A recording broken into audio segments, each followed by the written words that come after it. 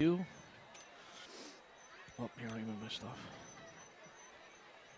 It's so freaking loud, though. Ugh.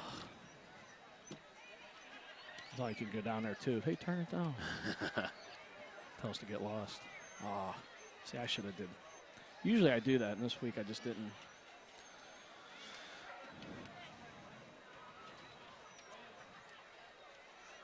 It's all right.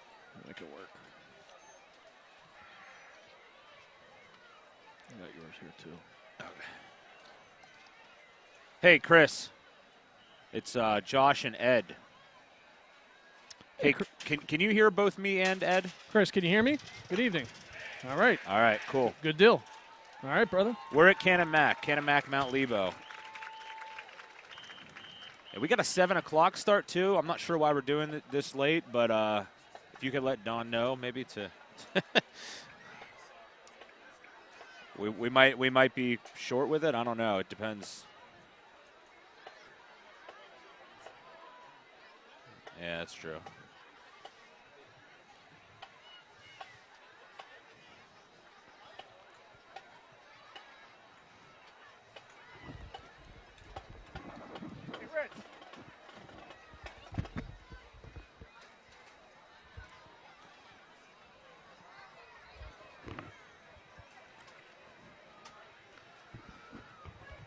That's a big band. Wow. Yeah, it is. Well, you know, I just came from Burgettstown last week. So. Burgettstown used to have more in their band than they did on their team. I know. They're not anymore. Yeah, they're pretty good now. Yeah. They're having a great year. Yeah, they are. I was impressed last week. I really was. Yeah. That Bishop Canevin team, I saw them 2 weeks in a row. And, yeah. They lost the Hemingway kid. That killed them. Yeah, he was like their whole team. They don't have enough horses, man. They get both Clarendon and Warren. They could have beat Clarendon. If they would have had that kid, they might have. Yeah. I know it was scoreless at half. They just got wore out in the second half. They had nothing left. And that same thing happened against Burgettstown. Yeah, they're struggling across the board. They just cut their hockey team. They've had a great hockey team for years. They've won state championships. They won a championship 2 years ago, and they just cut it. This is one thing I hate, is having to do this during the national anthem.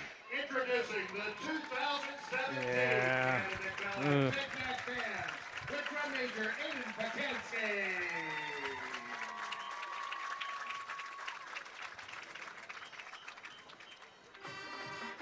Is it Melnick? Yes. Thank you. So we'll start with the QBs, and then I'm going to talk about 80 and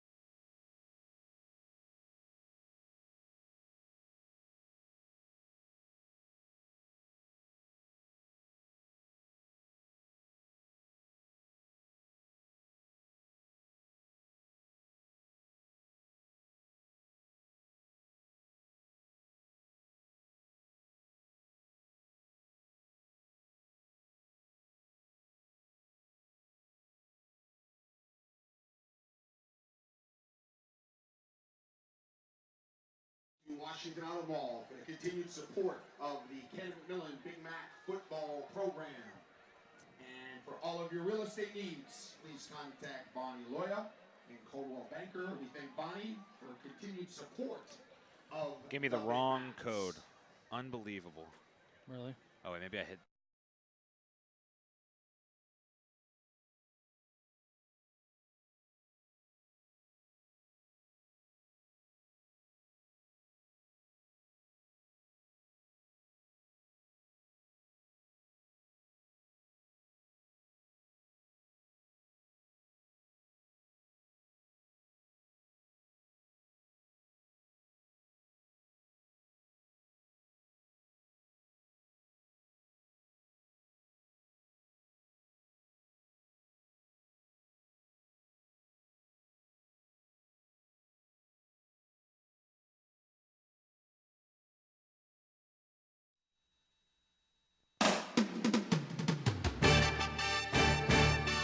Broadcasting more than 2,000 games live and archived in 15 sports in over 10 counties in western Pennsylvania, as well as being the exclusive home for all the WPIAL playoffs and championships for nearly 2 decades.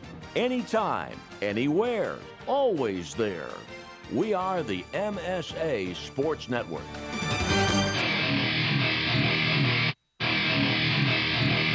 Welcome to WPIAL Football 2017 and our MSA Sports Video Stream Game of the Week here on the Management Science Associates Sports Network. This evening it's a Class 6A Southeastern Conference matchup as the Canon-McMillan Big Macs host the Mount Lebanon Blue Devils. High school football at MSASports.net is sponsored by UPMC Sports Medicine, by Carlow University, by Dollar Bank, by AstroTurf, by WQED, by Chick-fil-A Robinson, and by Management Science Associates. Now let's head out to Big Mac Stadium in Canonsburg and join Josh Rowntree, Ed Troup, and Jess Levo for all the action.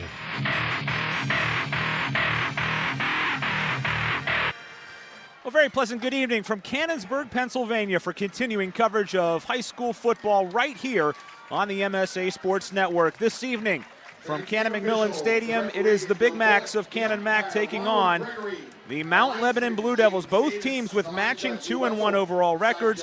Both teams 1-0 in Class 6A Southeastern Conference.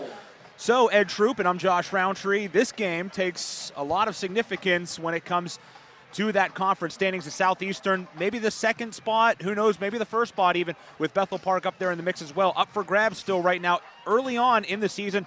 And one thing we do know for this Mount Lebanon team coming in, you know, they got off to a nice start. They had a big win over Fox Chapel, who looks to be an improved team.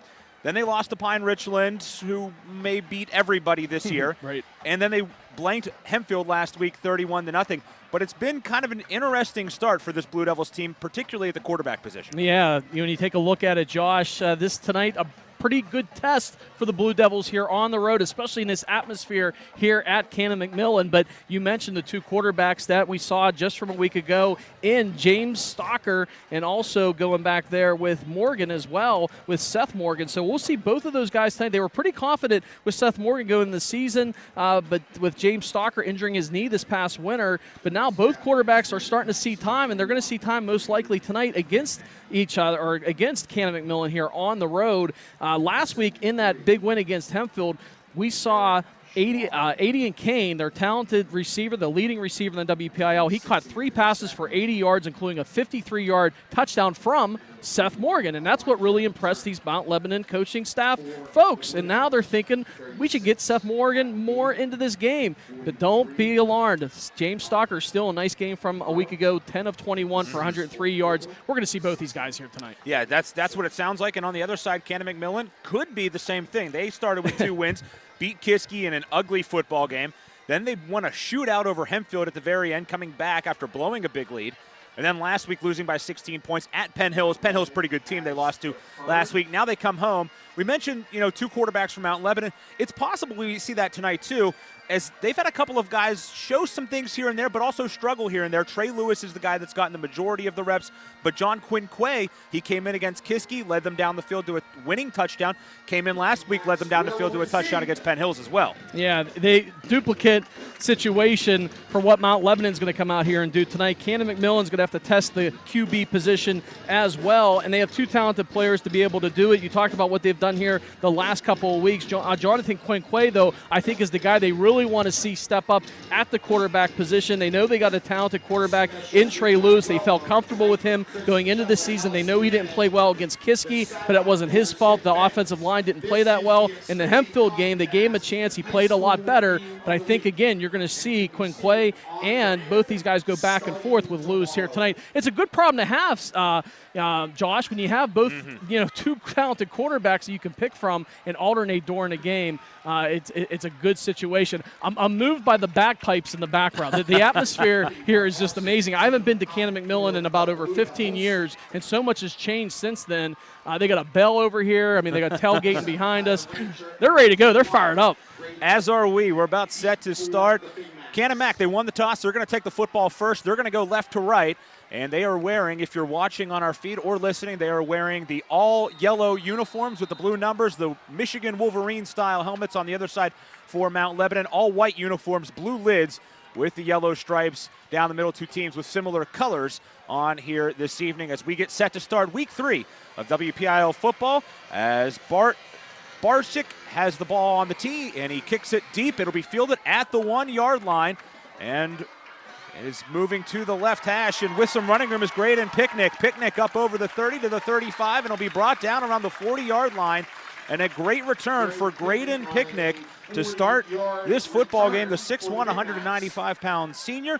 And Canon-Mac will look to bring that offense out. We'll see who does come out at quarterback. We expect it to be the sophomore in Trey Lewis, but they are delaying here on the sideline down right in front of us. Josh, we talked about a lot of similarities between these two teams, but let's not discount the fact they are two very different programs up to date. Canon-McMillan has struggled in football for a long time, so this is a big deal for this community to be in the position they are, where Mount Lebanon, let's face it, they've always played well. All right, it is Trey Lewis at the quarterback position. After this play, we'll get you the rest of the starters, and hold the phone. We will get our first flag of the game, as it is a false start that's going to be called on Canon-Mac, so it's certainly not the way that they wanted to start.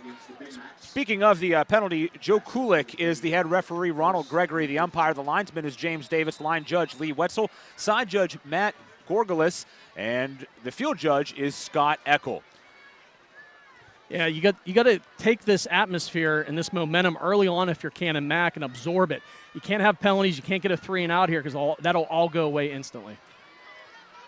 It's a pistol set with two receivers out to the right, one to the far boundary. Dropping back is Lewis. He's going to step up and look to run. Flag flies. Lewis tripped up, taken down on the play by Cam Powers, the outside defensive end. And it will go for a short loss on the play after that 5-yard penalty.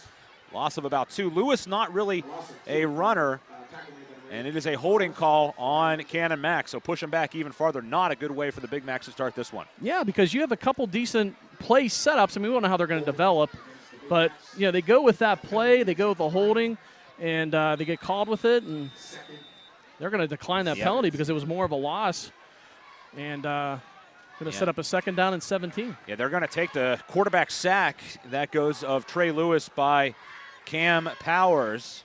And now Lewis with trips out to the left. He's going to lob one down the near sideline. Has a man open, and Engel, it's through his hands, and he can't hold on. Boy, nearly was able to catch that rainbow of a pass down the sideline. You saw Engel there. Trey Lewis, the quarterback. Anthony Sacco will be the starting tailback. Davey Cooper is the fullback. The receivers, Drew Engel, Graydon Picnic, Kyler Rancher, and Dylan O'Donohue. And the line left to right, Jake Minnis, Nick McIntyre, Aaron Smith, a good one to look for at the center position and on the defensive side. Riley Noble is the right guard, and Jake Colosimo is the right tackle. Donnie Opp is the tight end. We'll get you that Mount Lebanon defense here in a moment. 3rd down, though, and 17 coming up for the Big Macs. It's an I-back set with Cooper protecting in the backfield for Sacco. Lewis fakes the handoff, rolls to his left, being chased, Floats one downfield, has Oppie, makes a leaping catch at the 47-yard line, holds on. He'll be short of the first down, and we'll see what Canon-Mac does. They needed 17. Looked like they picked up about 14 on the play, and they're going to mark him actually 4 yards short here. So a gain of 13 to the big tight end, the senior Donnie Opp. Let's talk about Donnie Opp. 6'2", 205 pounds, goes up, brings that pass down, and here we go. And they are going to go for it on 4th down. 2 receivers out to the far boundary. There are 5 hands in the ground across that Mount Lebanon defensive line, which really played terrific last week in the win over Hempfield. A delay as they get the signals from the near sideline. Eric Campbell is the defensive coordinator for Mount Lebanon. And Mike Evans, the head coach for Canon-Mac, runs their offense. And they're going to let this clock roll all the way down and take the delay of game penalty. And they'll punt the ball away most likely. Not a bad strategy. You know, you kind of show Mount Lebanon something that you might come back to later in the game in a situation like that, and then they'll maybe confuse them a little bit. They won't know, okay, they're going to go for it, are they going to punt, are they going to let the clock wind down, take the penalty, give your punter a little bit more room here to get it away, Josh. And, you know, field position also so big in these games, so try to pin Mount Lebanon back so you can keep this momentum going and make this crowd make some noise defensively. Drew Engel is the punter. Down to our left, down to the right, standing at around his own 27-yard line is Michael Palmer. Now, Aiden Kane has returned punts for them this year, but they send Palmer out to return this first punt of the football game. They're trying to get the clock reset, I believe, here. They're having some problems with the clock here at Canon-McMillan Stadium. Great crowd on hand. Beautiful night for football, too. 72 degrees, the temperature here at kickoff. Here is the snap, bobbled for a moment. Now a spinning kick angled to the far boundary. It's going to hop around the 27, then backspin its way over the 30 again and hop out about the 31-yard line. So a 3 and out, including a couple of penalties, 3 penalties, one that was declined in that first drive for Canon-Mac. Certainly not the way they wanted to start the football game. Yeah, those are the mistakes, Josh, you cannot make. And for Canon-McMillan, maybe something they're accustomed to in the past that they got to clean up, especially against a talented team like Mount Lebanon. Mount Lebanon will start at their own 31, and it is James Stalker, the quarterback, who missed the first 2 weeks due to an off-season knee injury. And there are flags all over this one. Movement up front against Lebo. So that we go back and forth, and let's take a chance while they move the yardage back to get you the starters offensively for Mount Lebanon under head coach Mike Melnick. James Stalker is the starting quarterback here tonight. We could see Seth Morgan at some point. Tony Lasota and John Naylor, we'll see them in the backfield. Cam Powers is the fullback. Aiden Kane, James Colacito, Charlie Gordon, and Lucas DeCaro are the receivers, as there's a handoff on the inside to Lasota. He's going nowhere. Stacked up. Good interior pressure on the defensive line there. Donnie Opp, one of the men in there. And you saw Aaron Smith on that play as well. We heard a lot about Aaron Smith coming into this football game, as this offensive line is Jack Stoddard, Nate Hoagland, Nathan Hughes, Ryan Gahn, and Kobe Sorsdahl. Watch out for Sorsdahl, the right tackle. Has a number of Division I offers, including UConn, UCF, among others. Well, Mount Lebanon keeping it on the ground here early. See what they do on second down. Pistol set, throw to the near side, and Kane catches it, but he is blown up. What a tackle right around the 25-yard line. And in on that stop was number 17 for Canon-Mac. That is Blake Joseph, who comes up and makes the big-time hit. Blake Joseph, a corner, only a sophomore. Josh, 5'8", 140 pounds. Good football instincts. Got to that football instantly. Good stop in the backfield, and here we go. 3rd and long for Mount Lebanon. Boy, they don't waste a lot of time in that huddle. Aiden Kane a couple of weeks ago broke the state record for receptions in a game. His first one, though, was a painful one here tonight. Stalker, deep drop, going to lob one. He has Kane now in the middle of the field. He pulls it near the 35 to the 30, 25, 20, 15, 10, 5, 4, 3, 2, 1. Give him 6. Touchdown, Aiden Kane. Mount Lebanon strikes first on a 3rd and 14, and it's 6-0 Blue Devils. Got open right around the 50 at midfield and took off. Boy, what speed. And you could see why Mount Lebanon went to that play. And for Canon-McMillan, they went heavy up front, not so much in the backfield, and they paid the price because he was open almost instantly, Josh. I watched it right across midfield, and give credit for Stalker for delivering a perfect ball. 73 yards on the hookup. Aiden Kane does it again. He is the WPIAL's leading wide receiver right now, and that's certainly going to help. Here is Barsick on the point after. It is up, and it is good. 9:17 to play as Mount Lebanon strikes here in this first quarter on their opening drive. 73 yards, Stocker to Kane, and it's 7-0 Blue Devils right here as you're listening to WPIAL Football on the MSA Sports Network. The team at UPMC Sports Medicine doesn't just rebuild wrists and knees. They build better athletes. Athletes at every level who want to get stronger and faster and prevent injuries. Fact is, no other sports medicine program in the region is more experienced when it comes to treating, training, and inspiring athletes. UPMC, the official healthcare provider of the Penguins, Steelers, and you. Find out more at upmcsportsmedicine.com. People ask what drives me. It's the respect I have for my opponents, the trust I have in my teammates, a coach who treats me with dignity, and a university that has faith in me on and off the field. That's what keeps me focused, why I practice harder, play my heart out. I play to win. I play for Carlo. Tell us your story using #WhatDrivesYou. Carlo University, a proud sponsor of the MSA Sports Network. The scoring drive for Mount Lebanon, 3 plays, 69 yards total. Now the worst penalty yards that knocked it back. And a minute 17 came off the clock. 73-yard touchdown pass. James Stocker to his favorite target, Aiden Kane. And that'll take some energy out of the crowd for Canon-McMillan, and that's exactly what Mount Lebanon would want to do here on the road in a hostile atmosphere. Picnic fields this ball at the 7-yard line, reverses against the grain, now cuts it back up the hash to about the 20, and then he got upended. Big-time hit laid on him as well in the open field. Down there on the stop for Mount Lebanon was Mason Ventrone, and if you know local football, you know that last name Ventrone. Yep. His cousins both played in the NFL. Ray and Ross Ventrone, both, including particularly Ray, had a long career, 8 years in the NFL with the Patriots, Browns, and 49ers, and his cousin Ross played for the Patriots and the Pittsburgh Steelers. Well, he showed some of those family skills right there. Got down the field, made a nice open field tackle, and Canon Mac, unlike their first drive, Josh, starting a little bit deeper here from their own 21. And again, it is the sophomore, 6'2", 175-pound Trey Lewis. Movement up front. And this is becoming a big-time problem here for Canon Mac. That is their 4th penalty here. And it was Riley Noble who jumped, the right guard, with the early movement. Yeah, Noble, junior, 6'2", 255, coming from a fellow, not quite 255 these days, maybe a little bit more. It's tough. You get that big frame moving, and you're anxious to get off that line. You want to get that jump start and get that D lineman down quickly. Jumped a little bit early there, but not what Canon-McMillan wanted. Boy, a lot of penalties offensively here early on. They got to clean that up. Particularly when you're playing against such a talented team like Mount Lebanon, you just cannot afford to commit those pre-snap fouls. Pistol set here, 2 receivers out to the right. The slot man is Kyler Rancher off to the right. Now they're going to motion up the running back and Anthony Sacco. Here's the snap, fielded at the chest, throws one to the near sideline. Catch made at the 20. Shaking off a tackle is the receiver, Drew Engel. He'll spin down to about the 29-yard line.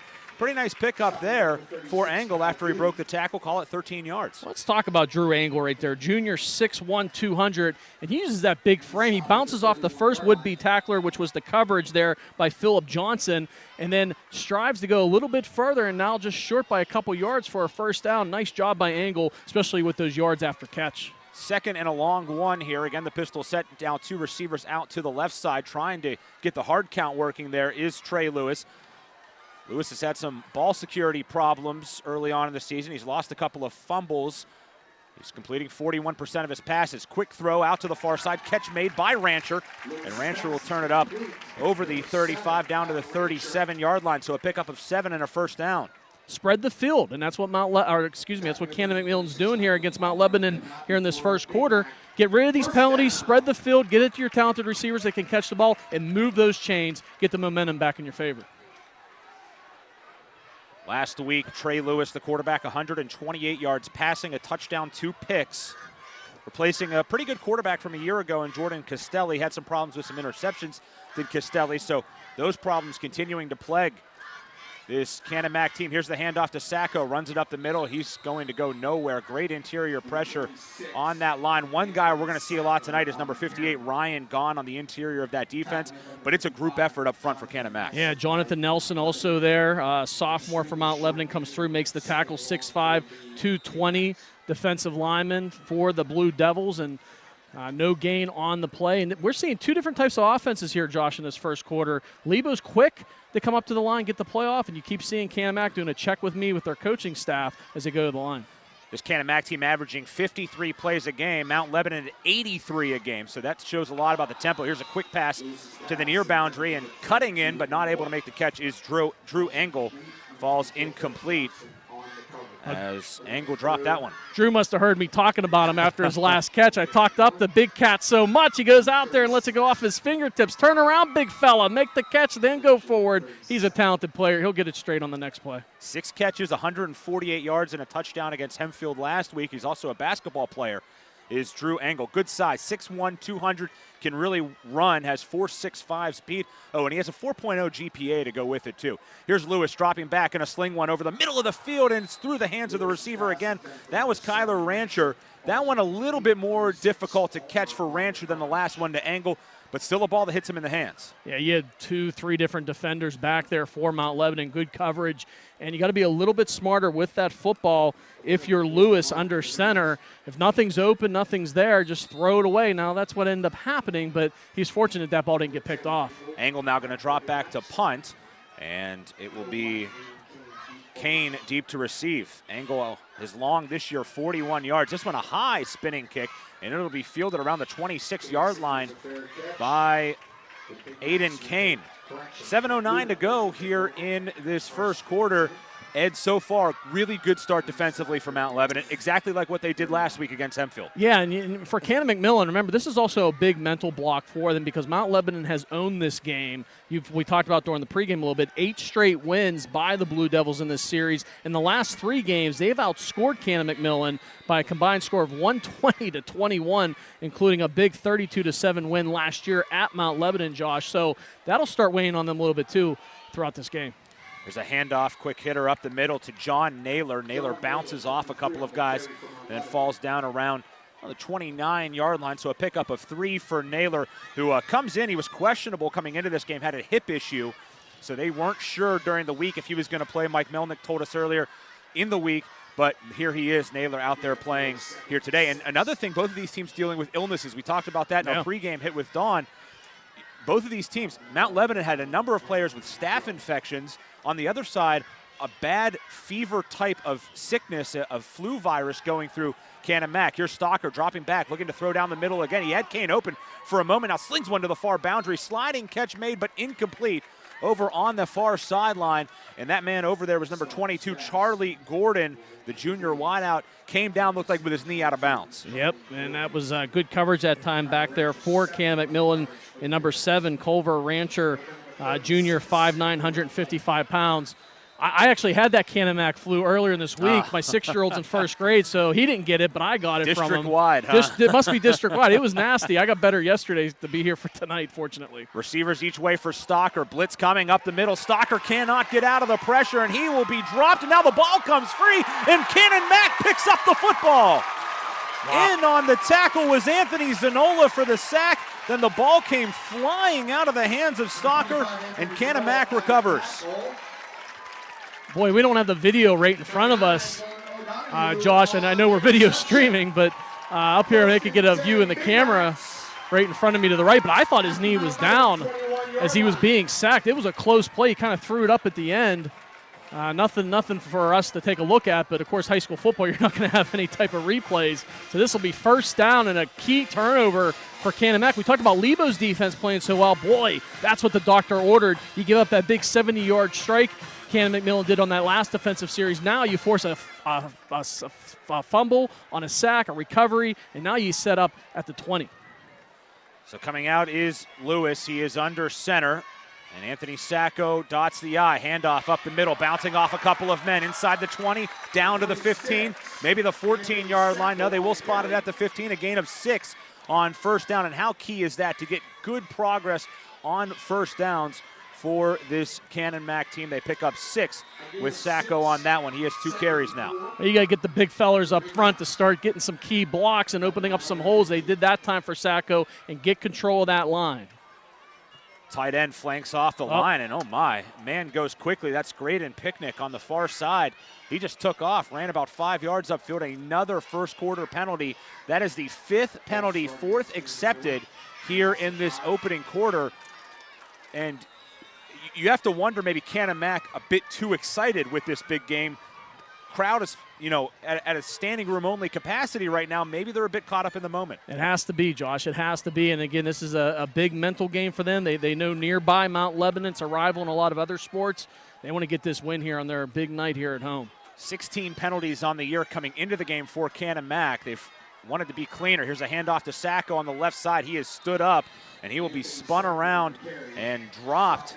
And in on the tackle was Kyle Duty, the middle linebacker. 15 tackles coming into this one on the year for the 5'10 senior. Duty finished him off. The initial hit in which he bounced off of, but good penetration by Ryan Goggin. He's a senior, 6'2", 255-pound defensive lineman for Lebo. Got good penetration, went right through, and really caused the rest of the Mount Lebanon defense to get there to make the stop. So again, they have the short field, but now facing a 3rd and 9 after that penalty. And movement again, and another flag flies. And you have to think, if you are Mike Evans here, maybe you consider calling a timeout just to calm the nerves, almost like a basketball coach calling a timeout just to settle down your team. You have to. And, you still got 4.5 minutes here left in the first quarter before you get a break between the two quarters. But I agree with you, Josh. This atmosphere is electrifying, which is great. Canon-Mac is feeding off that, but right now, offensively, maybe in a little bit negative way, a little bit too excited, jumping early, and it's killing these drives. It's an I-back set here for 3rd and 15. Receivers split tight, though, each way. Here is the handoff inside to Sacco on the draw, runs it up the middle, and he'll be stood up by Brian McMullen, the first man to reach him. It is a positive gain down to the 19-yard line, a pickup of 6, but it'll bring up 4th down again here for Canon-Mac. They are now 0 for 3 on 3rd downs. And I would expect, we'll see what they do here on 4th down. But, you look at that, Josh, and now, they picked up, a little over close to 10 yards, I guess, on that run. It was, 15 they needed. So 7-yard pickup, but that was 10 yards in penalties that they took in 2 plays. So the kicker is Josh Byers, long on the year of 27, and this one is up, and it is off to the left. Had the distance, but it is no good. 3:36 to go, 7-0 remains the score. We'll keep it here on the MSA Sports Network. I just want to remind you that some of the top athletes in the WPIAL are featured every week on the MSA Sports Center stage, which you can view on our YouTube page. Log on to our website this fall, msasports.net, and check out which athletes we're talking to, plus our weekly game lights are also now featured here on the MSA Sports Network. Absolutely. And, Josh, the point I was getting back to that drive, now Mount Lebanon's going to take the ball here, and I'll get to that point here after this offensive play. Go ahead. Well, and this is a new quarterback in the game now. This is Seth Morgan who takes over. And a penalty again on Canon-Mac, this time on the defense. That is penalty number 7 in this opening quarter. I don't know if I've ever seen in this amount of time, and we're talking not even 10 minutes of football, 7 penalties on the Big Macs. Well, that was the point I was going to make on that last drive. You take 10 yards in penalties, you completely stop the momentum and stop the drive, basically. So here's another Morgan. Flag. Drops back. Flag flies on the near sideline. Morgan scrambles, fires to the far side of the field. Catch made. Inbounds, that is Kane, Aiden Kane over on the far side down to the 38-yard line. It will be a gain of 13 as we believe the flag is on Canon-Mac again. Yeah, we'll have to see what they... No, maybe not. They are starting to walk it back. Well, that was good coverage that time. Again, we see for Canon-McMillan, Dylan O'Donohue, safety, junior, 6'1", 180 pounds up against Kane, but it was Kane making the better catch of the coverage, tight coverage, but give credit to Kane, especially the near sideline, working that sideline, brings the catch in, and goes for nothing, though, because the penalty is going to bring it back. 5-yard penalty on Mount Lebanon, been a yellow flag-filled first quarter here from Canon-McMillan Stadium. Empty set, 3 receivers out to the left, 2 to the right. Quick hitter over the middle, in and out of the hands of Kane, then deflects off of a man in coverage as well. Is out there going after the football was number 9, that is Dylan O'Donohue, who nearly was able to come up with that tipped interception. O'Donohue now a couple times in there defensively out of that backfield for the Big Macs, and there they go. Mount Lebanon's going to spread things out again, Josh, and they are quick to get up to the line. If Kane would have caught that ball, might have been off to the races. This time they're going to roll out to the near side, lobs one down the sideline, catch is made, and then stepping out of bounds is number 15, that's Sam Lasota, making a big catch down the near side. It's going to be a gain of 20 yards on the play. Boy, Lasota, only a sophomore, only 5'9", but lightning quick speed. I mean, they threw that ball probably 7-8 yards in front of him, and he just caught it perfectly in stride and took the momentum with him. If not for the sideline, he would have been gone too. It snuck behind the D, and right now these corners of Canon-Mac, they are really struggling with what their coach, Mike Evans, called a machine on offense that they'd be facing this week. Here's another quick hit, this time to Lasota. He'll make the catch at the 45, pickup of 5 yards. It'll be 2nd down and 5 coming up for Mount Lebanon. Anthony Zanola makes the tackle, the linebacker, junior, 5'10". We've called him on offense here a few times here tonight, now defensively as well. And it is the linebackers in the defensive line playing pretty well. It's the secondary that's been taking a hit here with the speed of Mount Lebanon. Drops back, fires, catch made at the 50. And Zanola in on the tackle again, as that is Lasota yet again. And so far, Sam Lasota doing some work over the middle of the field. That one goes for 7. Yep, no huddle offense too. Speed them up to the line, but they are just spreading the field out. Very few running plays, this Mount Lebanon offense, and they're taking advantage of what they have in front of them. You get 5, 7, 20 yards passing the ball. You don't really need to. Here's Morgan, though, drops back, looking to throw. He's going to be hit once, then dropped for a sack.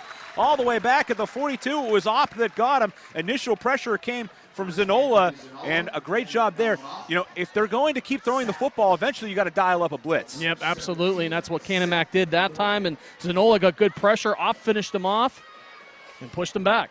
Got credit for the sack. A loss of 10 for Morgan on the play against Seth Morgan, 808 yards. He is the 3rd leading passer in the WPIL, and he's their backup here in this game. Here's Morgan running around now, maybe a broken play as he'll be stood up. Now will dive forward and pick up a couple. In on the stop is Dylan O'Donohue and a host of yellow jerseys. And if you're going to blitz and go with that mentality, you got to get to the ball carrier, quarterback in particular, as quick as possible, because he lets that ball fly. And we've seen the arms on both these quarterbacks so far in this first quarter for Mount Lebanon. These receivers are fast. They're going to make it. They have good hands, and they're going to make big plays. Gain of 6 yards on the play. And, Josh, I never know what to do because I'm speeding up for you, and then sometimes they slow down. Now they slow down. I had more time. Tempo, tempo, tempo until it isn't. Yep. Trips go out to the right. There's now a man in the backfield as well. That is Tony Lasota, and we have whistles before the snap, and I believe we're going to get a timeout here over from the Mount Lebanon sideline. We do. That is their first charge timeout here in this first half. 55 seconds to go here in quarter number 1. Mount Lebanon 7, Canon-Mac nothing. You're listening to High School Football 2017. It's the WPIAL only here on the MSA Sports Network. AstroTurf, a pioneer in sports surfacing, proudly supports high school athletics. Visit one of their 280 fields in the tri-state area to see their cutting-edge technology. AstroTurf's focus on R&D enables them to provide innovative surfaces that protect athletes and stand the test of time. AstroTurf now propels performance with iconic turf fields and legendary Recor-Tan tracks. They manufacture, build, and maintain a full range of turf and track systems for total quality control. Learn more at astroturf.com. For Mount Lebanon, a 3rd down and 13 coming up. They are at their own 48-yard line. Canon-Mac trying to get a stop here. This will be play number 6 of the drive with Lebo up now 7-0 here, striking on their opening drive, a 73-yard touchdown pass from James Stocker to Aiden Kane. Trips out to the right. Blocker in the backfield, pass over the middle, catch made by Kane, has the first down as he spins it up the sideline, turns it inside the 35 to the 30, and he's knocked out just inside the 25, down to the 23-yard line. A big gainer there for Kane. Braden Pitchnick, the safety, was there too, the senior. 6'1", 195, and yeah, that's a tackle you have to make to get off the field, and just could not wrap up the talented Kane. One of many that can't wrap him up. Yeah, absolutely. 29-yard gain. Quickly they come back to the line. They throw it to Kane again. He's blown up, and he'll be dropped. Got kind of a late polish-off hit there by Anthony Sacco. The initial hit by Nathan Zanardelli, the junior, came in, and we've seen Aiden Kane now a couple of times.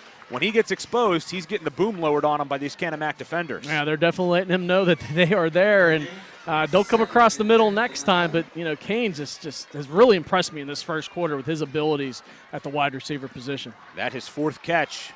And now Morgan again running around, trying to find some running room, cuts it back at the numbers, and he will be ripped to the ground. Again, it's Zanardelli in there to make the stop. Short gain, call it a yard for Morgan, a 3rd and long coming up. And this time now we've seen twice consecutively as the first quarter comes to an end, Canon-Mac getting momentum back on their side defensively, but they'll face that 3rd down coming up. Yep, 3rd and 10 coming up after the break. It is Mount Lebanon 7, Canon-McMillan nothing. You're listening to high school football right here on the MSA Sports Network. Make Chick-fil-A Robinson your destination for a fast and tasty breakfast. Chick-fil-A Robinson offers a variety of breakfast sandwiches, including sausage, bacon, or, of course, chicken. Breakfast is served hot and fresh daily, featuring our handmade biscuits. Need to feed a crowd or a tailgate on Sunday? Chick-fil-A Robinson Catering has got you covered with hot or reheatable chicken trays. Visit our catering website at www.cfarobinsoncaters.com to book your business or social event today. Chick-fil-A Robinson Catering. We deliver. Who showed you how to...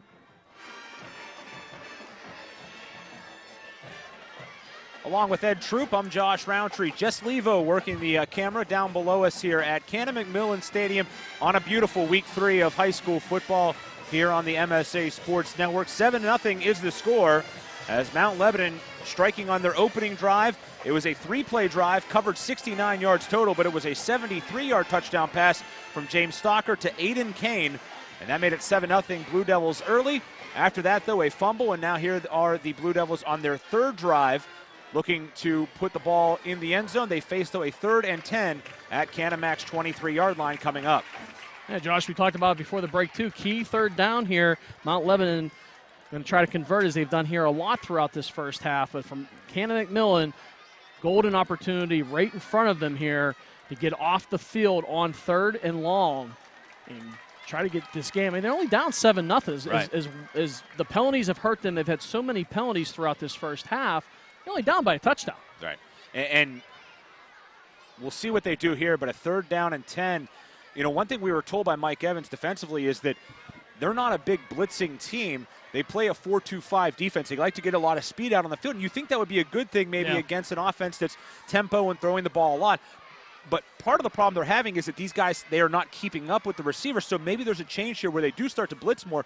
We've seen when they've brought the rush, it's worked for them. So we'll see maybe if there's a change in defensive philosophy here for this Canon-Mac defense led by Damian Petragus. I'd blitz, but I'd keep my secondary back.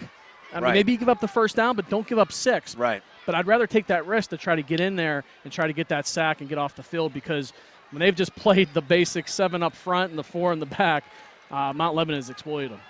We'll see what they do. Here we go. Pair of receivers each way for the Blue Devils. In the backfield is Lesota along with Seth Morgan. And one of the problems that Morgan has had in the early going has been ball security, 3 fumbles, and that's something that Mike Melnick told us where, you know, the numbers look great, but some little things that he's done they have not been happy with, and that's why he is not the starter right now, and James Stocker is. But here he is on 3rd down. Big rush. Here comes a ton of yellow jerseys. Gets a block, throws down, fielded. It's intercepted. No, incomplete. As stepping out of bounds was Dylan O'Donohue, made the catch but came down with a foot on the line. 4th down coming up. Josh, exactly what we talked about right before that play. We couldn't have set it up any more accurately. We don't do that a lot, by the way, but we'll take one when we get one. You bring the house, right? You bring your front 7. You play your defensive backs back. You play not to give up 6. Maybe you give up the 1st down. You make the tackle, hopefully, but I would take that risk and try to get penetration in the backfield. They did that, and they forced him to make an error on a throw. So Bart Barsick is going to try a long field goal here. This is going to be a 40-yarder. I saw him hit one from 42 in pregame warmups. However, there were not a bunch of yellow jerseys trying to come after him on that one. Let's see what he can do from 40. Ball spotted at the right hash. Here's the rush. The kick is low. It is spinning, and that kick is good from 40 yards. However, there are whistles, and we will see what comes of this.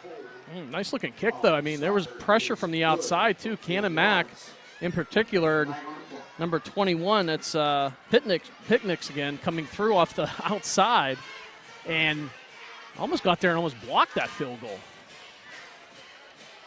I don't know. They're going towards the Mount Lebanon sideline here, so I'm going to get the call from Joe Kulik. Against the Big Macs. Yeah, it was against Canon-Mac. So that penalty will be declined. The field goal will be good. Would not have given Mount Lebanon a first down. So the field goal caps the drive that went 10 plays. And it covered 3 minutes and 48 seconds. And I'm never a fan, especially early on in football games, of taking points off the scoreboard unless you absolutely have to. So I know it wasn't going to give them the first down anyhow, but take the points. You're on the road. You're up 10-0. Crowd's quiet. Atmosphere's quiet. Still a great atmosphere, though. We heard we heard the bagpipes during the pregame. That's what I was impressed with, Josh. I don't think there's anywhere else in the WPIAL you go, you're going to hear bagpipes playing, right?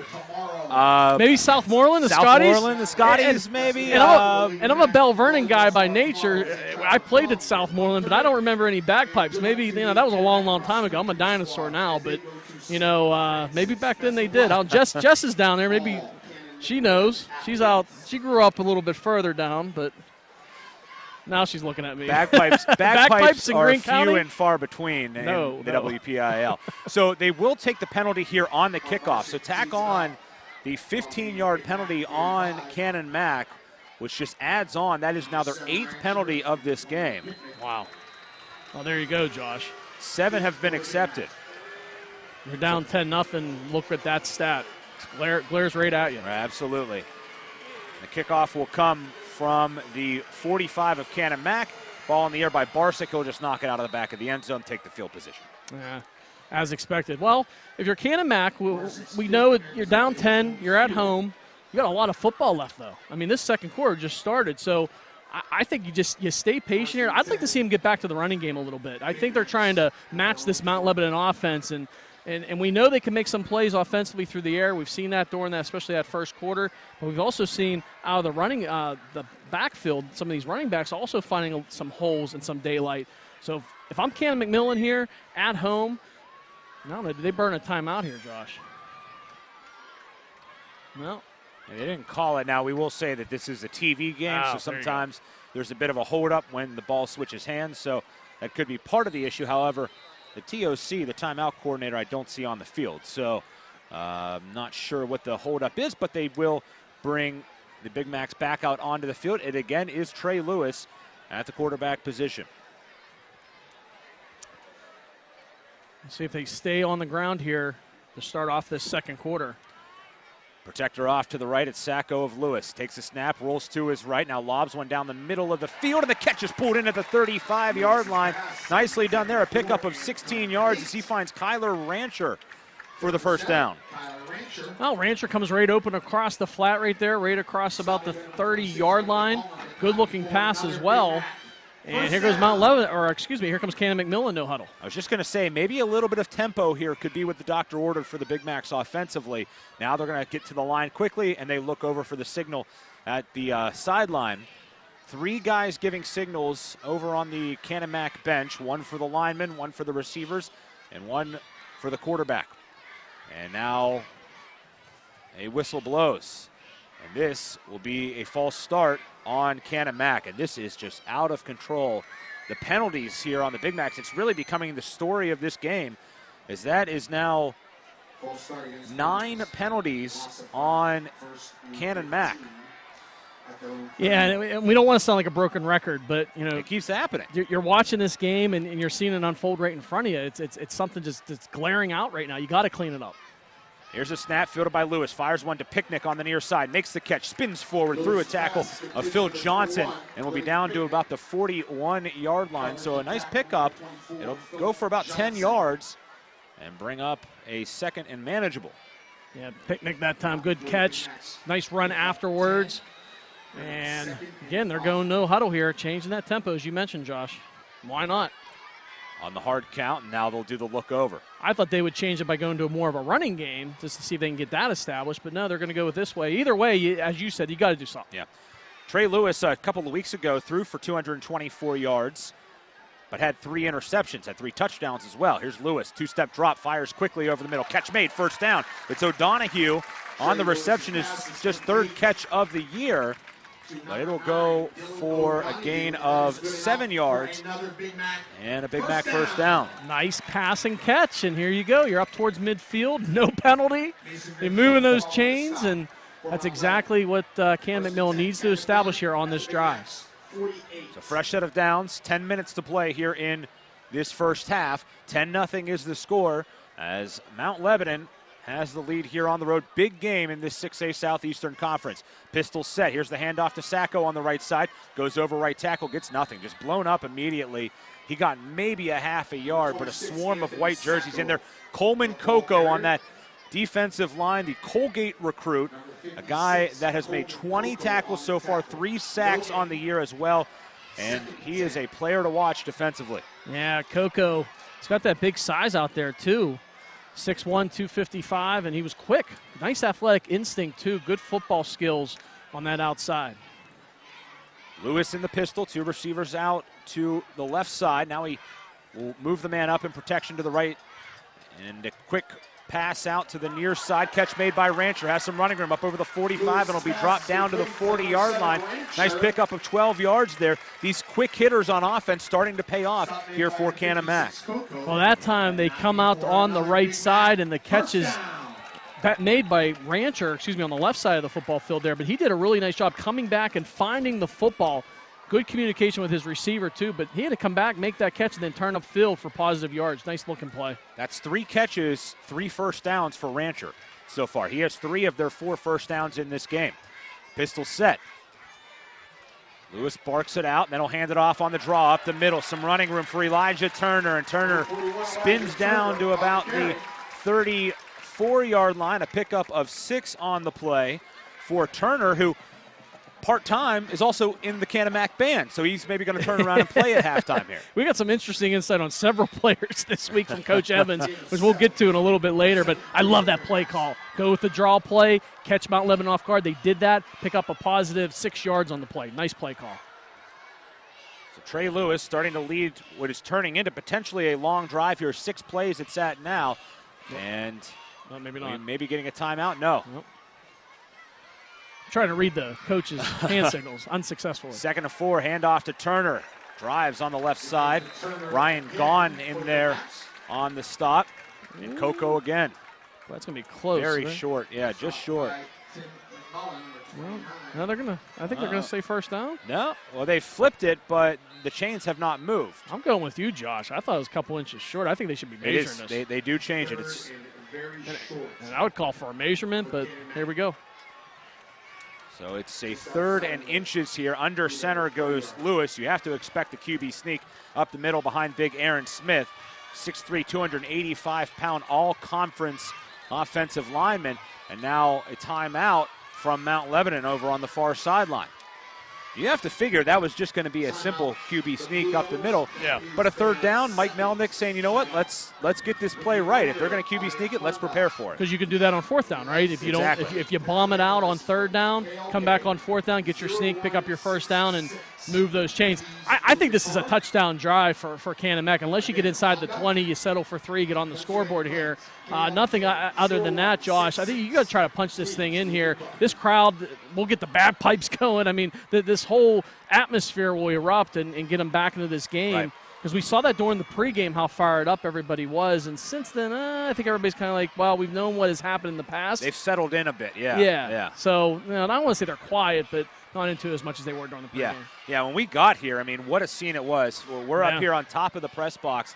Back behind us is the parking lot. It's across the train tracks, so I had to walk over the train tracks to get here. Yeah. But they had tents set up and grills going behind the cars. It was like a college football tailgate here in Canonsburg. We talked to Mike Evans this week, and he said, you know what? The community is fired up finally for Canon-Mac football, and now they have a chance to make their mark here with a win tonight. They're down by 10, though.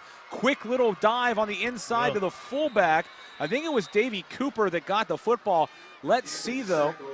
No, it was Sacco. He was lined up close like a fullback, and it was Sacco that got it. And he's going to be close. He's going to be short, in fact, of that first down. So now 0 for 4 is Canon-Mac on third downs. Now, Ryan Goggin, the senior 6'2", 255-pound defensive lineman, was the first to make the penetration and make the stop. Boy, that close, you just have to wonder why they didn't sneak it over. They will go for it on fourth down. And they're going to back off here, too, go the pistol formation. Motion the slot man up to the line. Now Sacco will protect off to the right of Lewis. Lewis drops back. He looks to throw. Fires one. Far penalty. Side. Incomplete. Here comes the flag. Going to be pass interference on Mount Lebanon, as the intended receiver out there was O'Donohue, but he had a man draped all over his back. Sorry, Josh, I didn't mean to jump on you there, brother, but, you know, it was obvious to me looking through the binoculars there, and I'm sure on the video stream as well, that was Ventrone back there on the coverage, the sophomore. We talked about him a little bit ago in his family history, but the sophomore just a little bit too much with the hands, and that's exactly what the call is. Easy call to make. He was all over him. First down. Move those chains. Now the ball was at the 31-yard line. It'll go down to the 15. You can make that initial chuck, right, when you're a defensive back and you're playing up on the line, but it's pretty much that's it. I mean, that's all they're going to give you, especially on a close play like that. You've got to back off. Rancher and Picnic out to the left. Over on the far side is O'Donohue. Right now, no Drew Engel in this game. We'll try to see if we can spot him on the sideline, but I do not see Engel in the game. Sacco not in there either, as Turner's in the backfield. Dropping back is Lewis, looking to throw, lobs one far side, right near the numbers. It's broken up, as the intended receiver on the play was Kyler Rancher, cutting across the middle of the field, and he could not pull that in. Good coverage. Yeah, Michael Palmer, the junior defensive back. Now that was good coverage and clean coverage. Came in, tried to go for the ball actually, and that ball was in the air for a long time there, Josh. I thought there was going to be at least a Mount Lebanon defender back there somewhere that could potentially pick that ball up. But fortunately for Canon-Mac, that didn't happen. I am trying to spot Drew Engel on the sideline, having some problems finding him. Not sure if he's just in the mass of bodies or maybe he got hurt somewhere along the way here that we did not notice. Trying to find number 10, though. Interesting that he's not on the field. You would think it has to be an injury. Here's a lob to the end zone. Wide open as Picnic makes the catch in the back corner for the touchdown. A 15-yard strike from Lewis to Picnic. And it's 10-6 with 6:25 to go here in the first half. And the defender, I believe, fell down on the play initially, and that's what got Picnic wide open. Boy, he was doing a stutter step in the back of the end zone, waving the hands up in the air. Easy for Lewis to find from 21 yards out. Boy, what a drive for Canon-Mac. Only that one penalty, I believe, against them early on, Josh. And after that, they just took it and stormed down the field. Point after is up and good for Josh Byers. 6:25 to play here in the first half. It is now Mount Lebanon 10, Canon-McMillan 7. You're listening or watching high school football right here on the MSA Sports Network. Who showed you how to get to Sesame Street and took you to visit Mr. Rogers' neighborhood? WQED. And now, WQED and PBS Learning Media can help you travel through space, get an up-close look into Vietnam, and be in the front row of a Broadway show. In collaboration with local school districts, community organizations, and local libraries, WQED continues to create experiences that remake learning for students, teachers, and lifelong learners. For more info, visit WQED.org and begin your adventure. Be sure.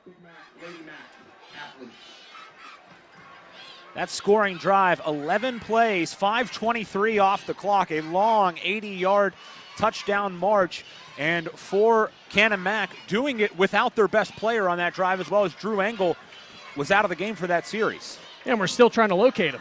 So we got, both of us up here looking, and maybe he went back to the locker room. That's the only thing we can figure out. But either way, you work with what you got and what you have out there. And that was a really good-looking drive by Canon-Mac, despite an early penalty in that drive which killed them on all their other offensive possessions. They got together and at the right time, right back in this football game. Mason Ventrone bobbles it, but picks it up around the 3-yard line. Now brings it to the near side, has some running room to the 25 to 30, and it'll be knocked out of bounds at the 32-yard line, as getting over there was number 17, Blake Joseph, for the stop.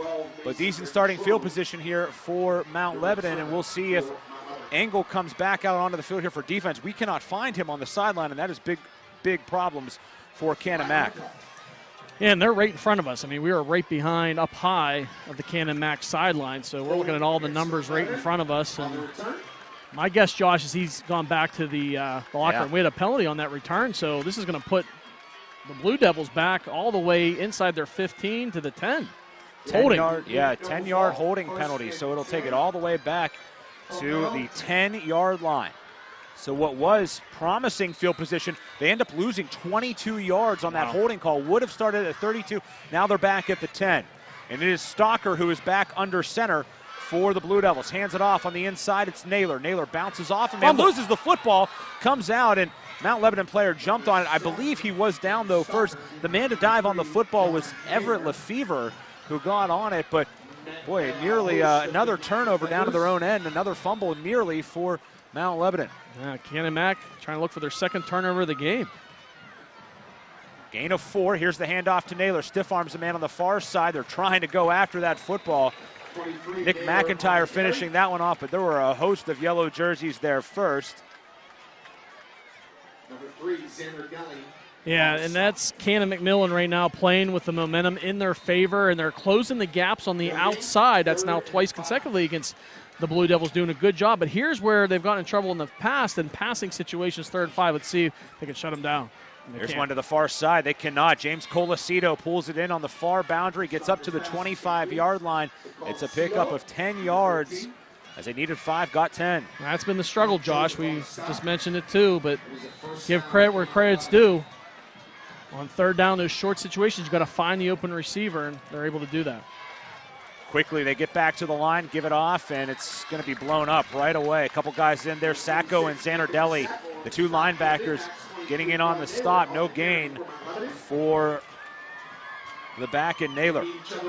Yeah, Stalker, and again at the quarterback position. On that previous passing play, again, just so smart in the pocket. But, yeah, that time we saw Zanoli come right over and blow that up. You get the feeling that Mount Lebanon may be trying to lull Canon-Mac to sleep and then go for the big hit. Now one to the far side, blown up right away. As that pass over to the far side, in and out of the hands of Colacito. And a great tackle on the play to blow the ball up. Yeah, coming over that time, looked like, I believe, number 3, Nathan Zanardelli. Zanardelli on the stop, Yeah, the junior. 5'11", 180 pounds. Good job getting over there quickly. Here we go, 3rd and long. This is where Canon-Mac has struggled defensively. See if they get together. 3rd and 11. Bomb down the middle of the field. Jump ball, and Kane cannot come up with it in double coverage. O'Donohue and Rancher both in there after the football. Wow. And Mount Lebanon's going to have to punt with 4:11 left here in this first half. Canon-Mac an opportunity to get the ball tied or maybe take the lead before halftime. Oh, I look at that 3rd down throw a couple different ways. One is you're thrown into triple coverage, and the second part is those triple coverage defensive backs. That was borderline almost some bumping going on there. No pass interference call, though. They let it go. Maybe the ball wasn't catchable. Not sure. Either way, 4th down. Canon-Mac gets off the field on the 3rd down play. We'll see who's back. It's a Picnic that's returning here on the punt, sent away by Charlie Gordon. A low one, fielded on the run at the 45, and then tripping up over his own man was Picnic. Boy, nearly could have broken that for a score. Yeah, I mean, he was right in front of him. I mean, if he gets over to the just a block a little bit slightly to the left, he has all the momentum in front of him running up and catching that line drive kick, Josh. But, again, running into his blocker, Alec Hendel. But great field position here at the 40. You got 4 minutes to work with. You just scored a touchdown on your last drive, which was pretty much the length of the field almost. So a lot of good things working in Canon-Mac's favor here at home against Mount Lebanon.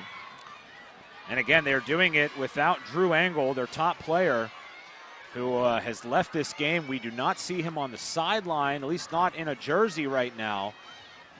Here's the 1st down play, fake play action, deep ball to Picnic downfield, bobbles it, pass interference. This one is going to be called on Phil Johnson as that ball was lobbed for Picnic deep. And boy, look at Lewis there. He really got some air under the ball, put it up where only his guy could make a play on it or get interfered with. Well, Picnic was open big time as soon as he came off the line. I mean, he had Johnson beat by 5-10 yards for a good 20 yards. And it was at the very end. I got to give credit to Phil Johnson because he got back there quickly with some really good speed to make that play defensively. And I don't know, Josh. Again, that's a bang-bang play. He's back. I mean, he was on him, but, he's also going for the ball as well. But, they offsetting penalties. There you go. Offsetting penalties, so they'll replay first down. But, good speed by Picnic and better speed for Johnson to get back there because he was burned by a good 10, 15 yards, but got back there in time to make a defensive play. Still 10-7, Mount Lebanon, but Canon-Mac with the ball in Lebo territory. Ball at the 40, receivers each way, extra tight end blocking on the line. Turner's the deep man in the backfield. At the line, barking out the call is Lewis. Now he turns around, fakes the handoff. They're going to try it again. Lobbing one downfield. Johnson in coverage of Picnic, but this one's thrown out of bounds. Tim McMillan, a senior, 6'2", 220-pound linebacker from Mount Lebanon, came on a blitz, and I mean to tell you, he, after that throw was played, just completely took him out. I mean, that was a big-time hit at the end of that play.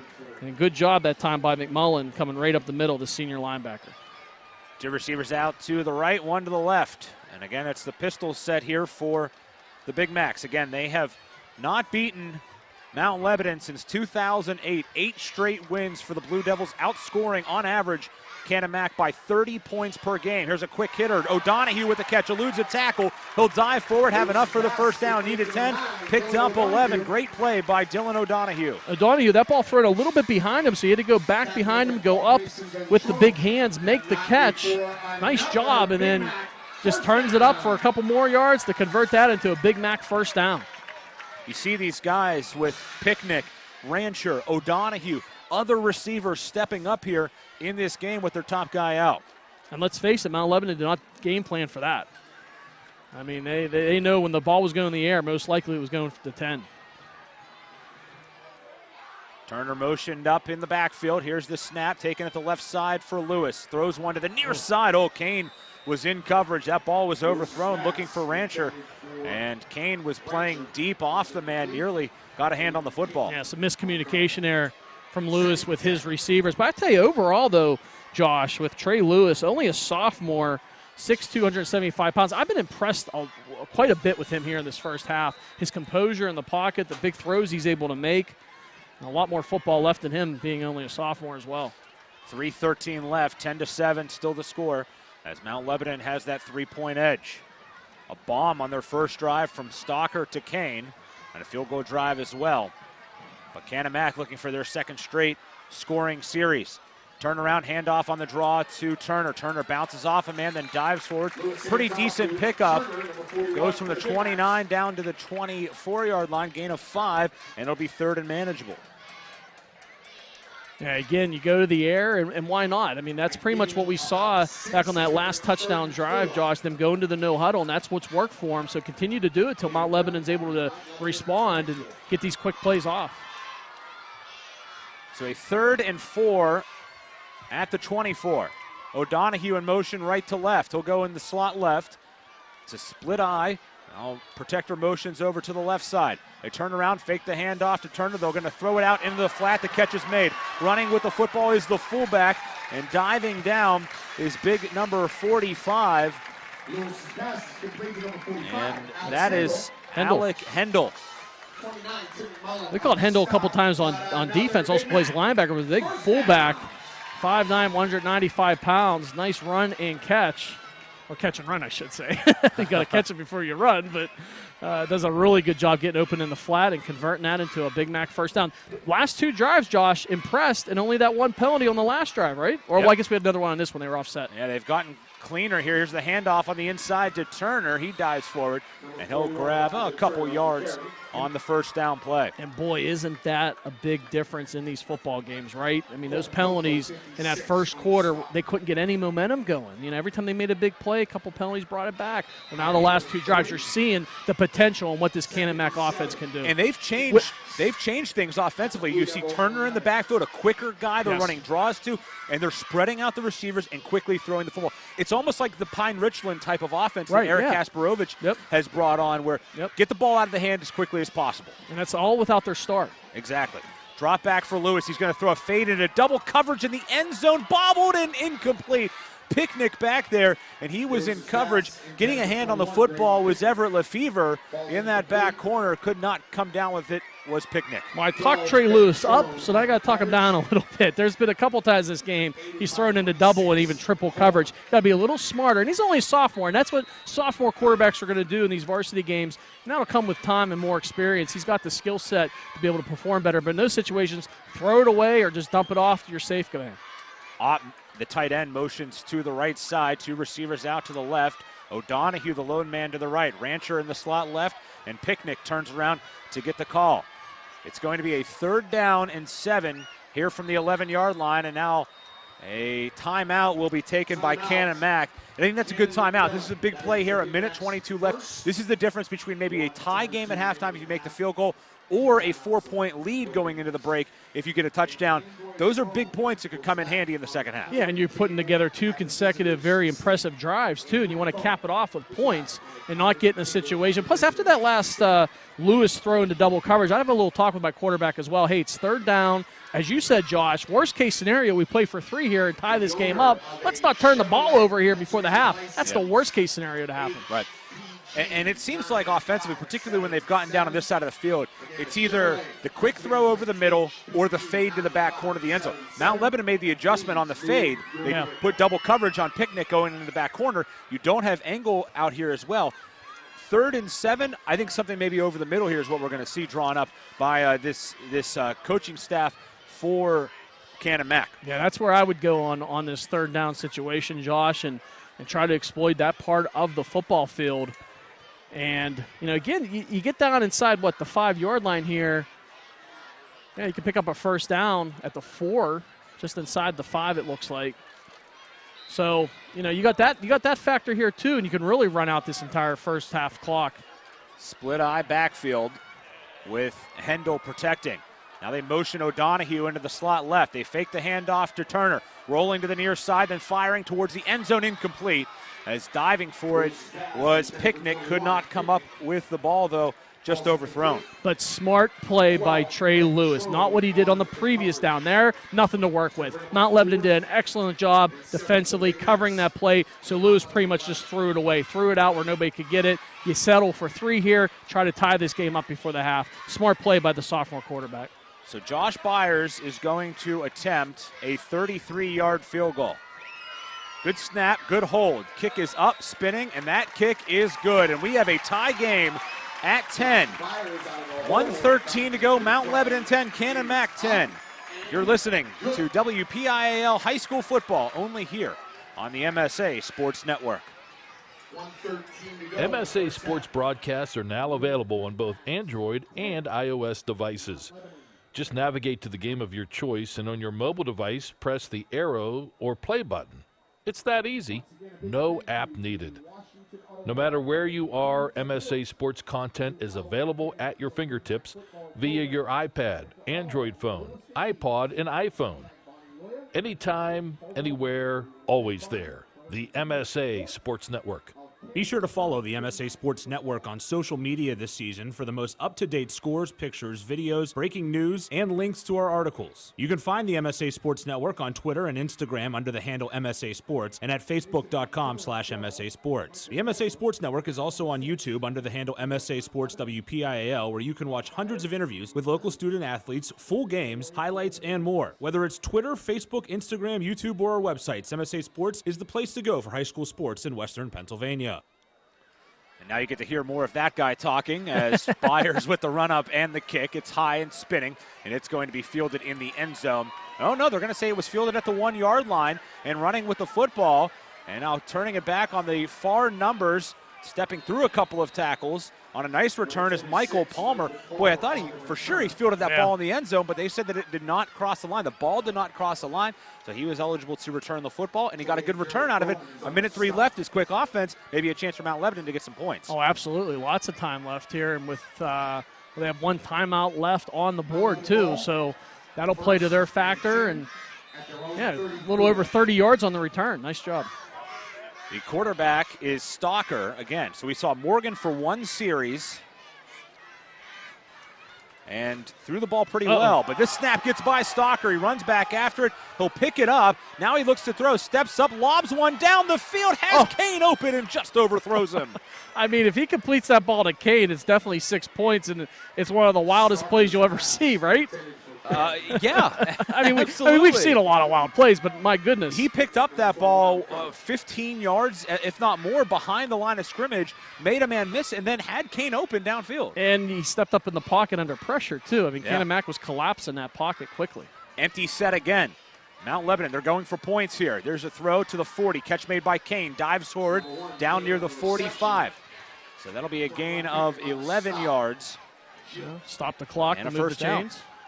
Sorry, Josh, there. Just stop the clock, move the chains here, so that gives Mount Lebanon a chance. And this is their offense, so nothing different here in this 2-minute offense. It's always hurry-up offense. As this ball's thrown to the left side, it was batted down on the line, but there's going to be a flag before the snap, and that's going to be a false start on Mount Lebanon. Penalties, we talked a lot about Canon-Mac's penalties. That's 5 now on Lebo, too, so they're not really in good shape either. It's almost like it flip-flopped a little bit during the second quarter, and you've seen the Blue Devils getting a little bit more penalized than the Big Macs were. So, interesting setup with that. And, with Canon-Mac, I'd play back here. They're not playing back too much. Here's Stalker going to throw one into the flat. Bobbling catch made by Lasota. Sam Lasota then ripped out of bounds by Nathan Zanardelli. Lasota with the one-hand catch, too. Wow, very athletic play. And was able to stop the clock with 30 seconds here, getting out of bounds. Gain of 7 on the play to Lasota. His 4th catch so far. We were not really expecting to see much of Sam Lasota, but he has made a name for himself in this one, and now a timeout will be taken by Canon-Mac with 30 seconds to play. We will keep it right here on the MSA Sports Network. And we want to tell you that coming up at the half, it's the MSA Sports halftime show. This week, Dawn Rebel and the Professor take a look at the classroom agenda for the 2017 WPIAL football season.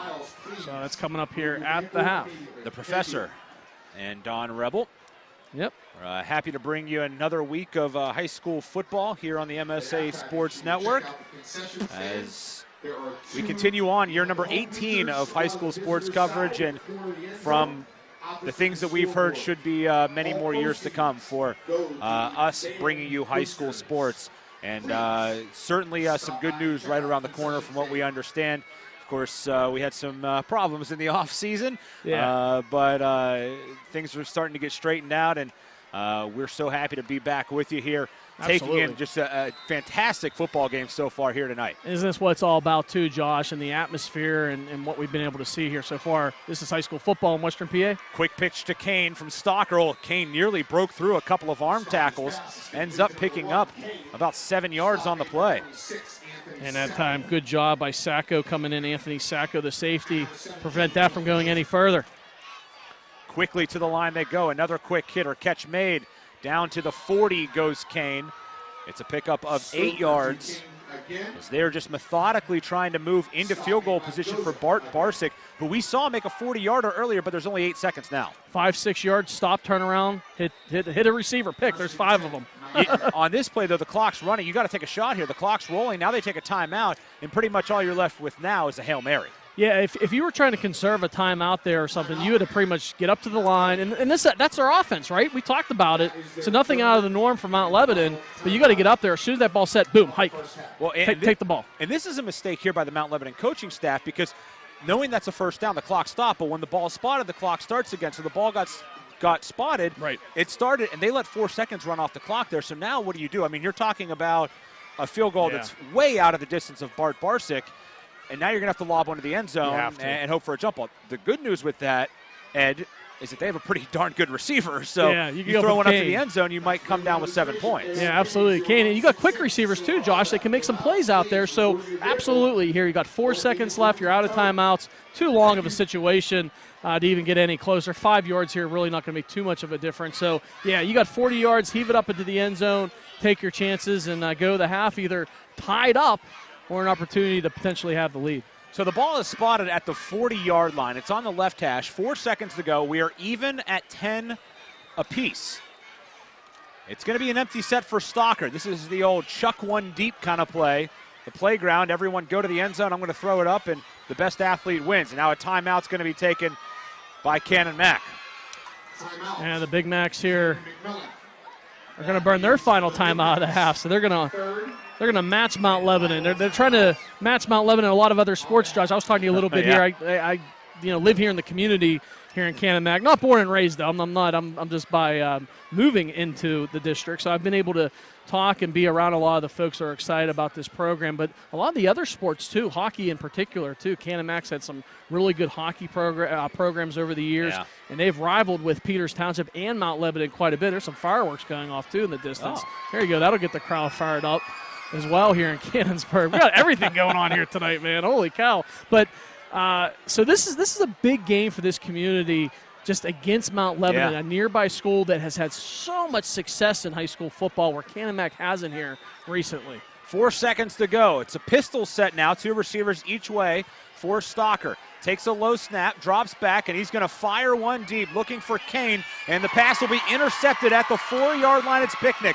Picnic with some running room, trying to cut it back, and it'll be tackled by Charlie Gordon on the return. So an INT to end the first half. It came on the Hail Mary, and that will do it for the first 24 minutes of football. And what a good 24 minutes it was here from Canon-McMillan Stadium, as the halftime score, Mount Lebanon 10, Canon-McMillan 10, as you're listening to High School Football 2017, right here only on the MSA Sports Network. Hi, this is Hines Ward. If you're a high school sports fan, the place to go all year round is the MSA Sports Network. Log on every day to www.msasports.net for the schedules, the scores, the standings, the rankings, and of course, all of the broadcasts includes exclusive WPIAL playoffs and championship action. Anytime, anywhere, always there, the MSA Sports Network. People ask what drives me.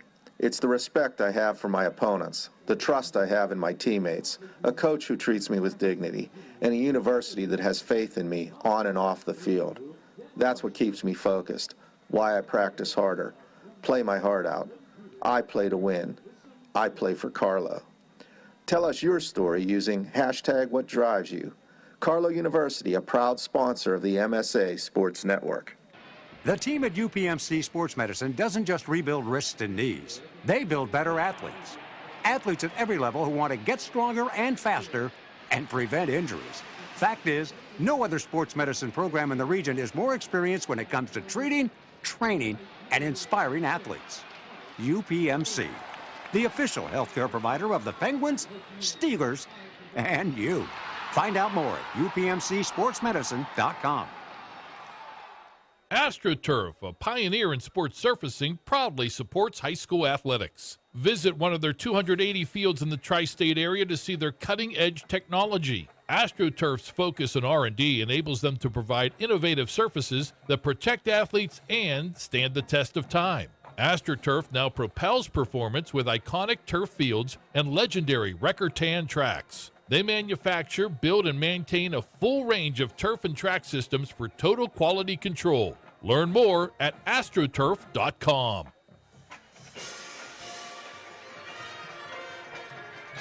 Well, that is the sound of the Mount Lebanon marching band as they are out on the field here at Canon-McMillan. Along with Ed Troup, I'm Josh Rowntree here for the MSA Sports Network. And we'll take a look at the first half scoring summary for Canon-Mac. Their first drive, 3 and out. They punted the football away after a good starting field position. Mount Lebanon got it. 3 plays on a 3rd and 15.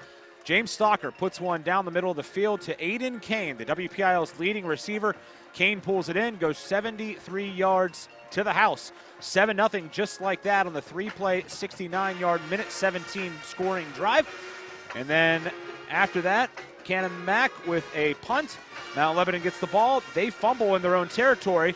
Canon-Mac, though, Josh Byers would miss a field goal off to the left on the ensuing drive after getting to start at the 21-yard line of Mount Lebanon. Byers cannot connect, and it would remain 7-0. And then Mount Lebanon on the ensuing drive, Bart Barsick would get a field goal. It was a 40-yarder and a nice one. And that would make it 10-0 Mount Lebanon. And Canon-Mac, though, second quarter hit, and they start to take over offensively. Their first drive of the second quarter starts with 11:48 left. They take 5:23 off the clock. A 15-yard touchdown pass from Trey Lewis to Graydon Picnic. Byers the point after good. An 11-play, 80-yard drive over 5 minutes off the clock, and it was 10-7 Mount Lebanon at that point, but Canon-Mac only down by 3. And then the Big Macs would tie it after a punt by Mount Lebanon. Canon-Mac gets it back. They go 24 yards, short field position, and it was set up by a penalty on Mount Lebanon, and then 8 plays, 24 yards, 33-yard field goal that would tie the game at 10, as that comes with 1:13 left. And now here we are at the half, along with Ed Troup. I'm Josh Rowntree. 10-10 is the score of what's turning into a really great football game here for the right to stay undefeated in the 6A Southeastern Conference. Yeah, absolutely. And I think for Canon-McMillan, after that first quarter, they settled down, they got into a groove, less penalties throughout that second quarter. And for Canon-McMillan, that second quarter, I think, really belonged to them. Not only be able to score that 10 points to come back in this game to tie it up, Josh, but they got the momentum in their favor offensively, defensively, and special teams. All 3 factors, they played really well during that second quarter. But do not be disinformed. It was because the yellow flag stayed in the pocket on the referees a lot more if you're a Big Mac player. Yeah, I mean, it was insane, and that's the only way I can really describe it. Insane, the amount of penalties. There were 7 in the first quarter that were called, 6 accepted, then 2 more early in the second quarter, and then they cut it out. They got 2 scoring drives together, and I'm with you. When you take penalties out of the equation, I think these 2 teams, they match up fairly well with one another. I think Canon-Mac is drawing a lot on this home crowd. They're playing with a lot of emotion, a lot of intensity, and maybe that was part of the problems in the early going. But they calmed down. The penalties were kicked to the side. They lost their best player, and somehow they just started, as a team, collectively playing the game a lot better. And again, I think Mount Lebanon, I'm sure you prepared for Kane so much this past week. And now he goes down, and Canon-Mac has for Angle. For Angle, right, I'm sorry, yes, right. Yes. Kane for Angle. He goes down and out of this game. And you've got to make adjustments if you're Canon-Mac, and they did. They had to, obviously. Mount Lebanon, I don't think they were able to make those adjustments successfully. And that also gave Canon-Mac an edge there during that second quarter. Your star player goes out. You prepared for him all week long. Halftime, I guarantee that's what's going on in the Mount Lebanon locker room to try to figure out how can we play this offense differently without their star player in it. We heard that we were going to see 2 quarterbacks. We've seen 2 quarterbacks to this point. But it's been mostly James Stocker. Seth Morgan came in, played a series, thought he played pretty well. He was throwing the football around. He completed 4 of his 7 passes, picked up 3 first downs along the way, and then he goes out, and we haven't seen him since. So kind of interesting. Obviously, Stocker's the guy. They want Stocker to be their number 1 guy. He was last year. Stocker had a nice season a year ago for them. He has now over 2,500 passing yards in his career as of tonight, threw for over 2,000 a year ago. But Seth Morgan, you cannot discount what he did the first 3 weeks of the season. I mean, he went, and to put this in perspective, he threw against Pine Richland for 459 yards and 3 touchdowns. Aiden Kane in that game had 27 catches for 348 yards. 27 catches is state record. They did that against a Pine Richland defense that the week earlier shut down Blue Smith from Wayne, Ohio, the guy that's going to Ohio State. There's no rhyme or reason to it, right? I mean, how can somebody make 27 catches even in a Little League football game, let alone a varsity high school game? I mean, that's unbelievable. That's something you will not see very often, even at all again. All right, we're going to take a break and send it out to the halftime show. Again, Don Rebel and the professor are going to hand out they're going to talk about, what are they talking about again? The classroom agenda. It's always something different with those 2 guys, Don Rebel and the professor. And they're going to talk about the classroom agenda for this football season here on the MSA Sports Network as the score at the break is Mount Lebanon 10, Canon-McMillan 10. We'll be back in a bit after the halftime show. Don Rebel, Mike White, take it away, gentlemen.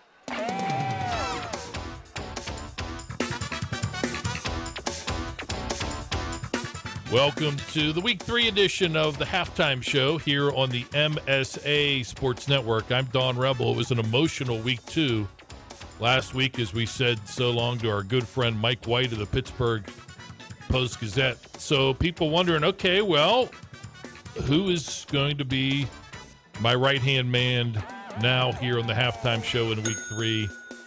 And the man with the bell, the professor. I am happy to step in, Mr. Rebel. Who did you get rid of? His name is Mr. Michael White. Oh. I don't know him. Hey, he's a yahoo. Yeah, you don't need to. You're better off. Professor, you're here early this year. Yes, usually I give out midterm and final grades, but this year a little different. Okay. We wanted to go over the syllabus that you have for the year, the curriculum, what you will be studying. There are 4 syllabus in the word alligator. Are there, if you have more than one syllabus, are they syllabuses or syllabi? All right, here we go. What are you laughing at? I'm not sure. Here we go. Well, we're going to talk about the classes in that syllabus, Yes. right? We're going to go. We're going to talk about history. What you're going to learn this year in history. All right. You all right with that? Very important. First few week of classes, you're going to learn history and you learn about South Fayette making some history. The winning streak, the regular season winning streak, 50 games now. Little Donnie Rebel. 2 more wins. Professor Rossi is on Hawaii 5-0. They will tie Braddock for the second longest regular season winning streak ever at 52. Aliquippa has the longest, 62 from 2009 to 16. Braddock, incidentally, was 53 to 60. No, I was not there for those games. I'm going to give you a history lesson on the Pioneers. No, not the Pioneers or the first settlers, you dolt. The West Green Pioneers are 3-0, little Donnie. Could this team make the WPIAL playoffs? Yes. I think they have a legitimate chance. It seemed like that hasn't happened since, Woodrow Wilson was in the Oval Office? Or at least since Rodney Wilson was in the backfield. Roddy Wilson. For West Green in 1993. That was the last time they made the playoffs. Third longest playoff drought in WPIAL right now. Southmoreland since 79. Leechburg since 88. Ooh. All right, on to health class. Ready? Or anatomy.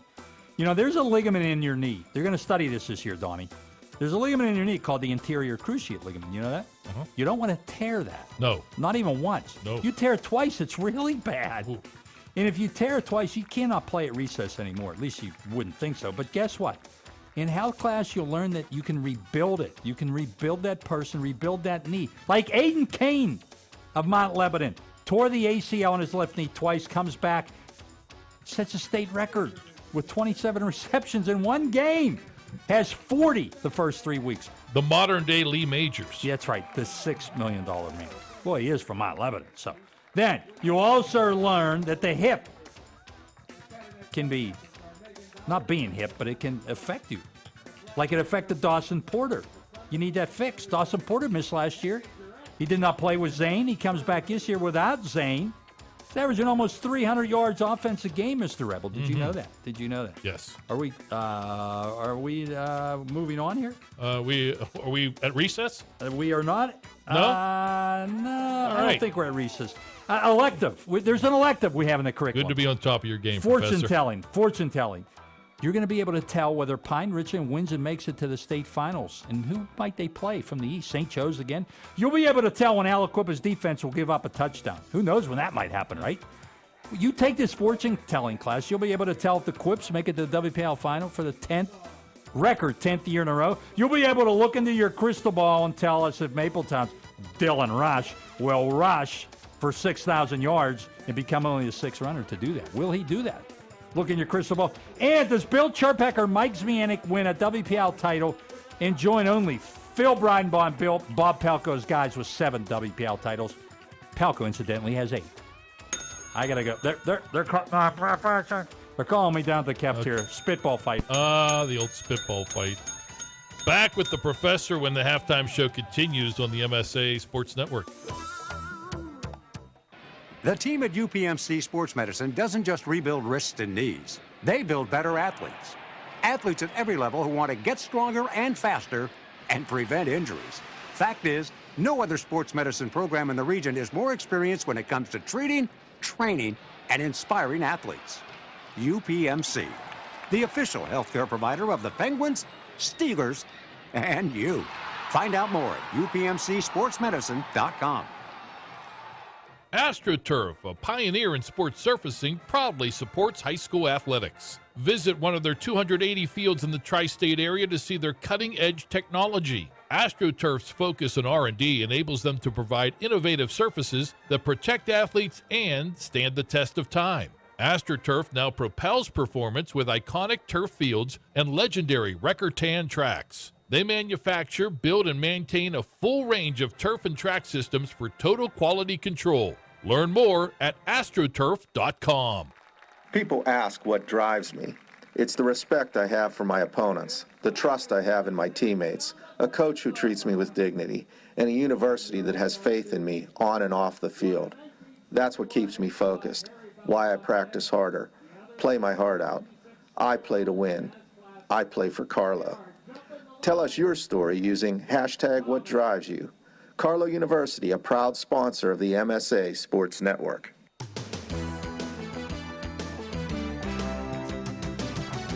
Week 3 edition of the halftime show.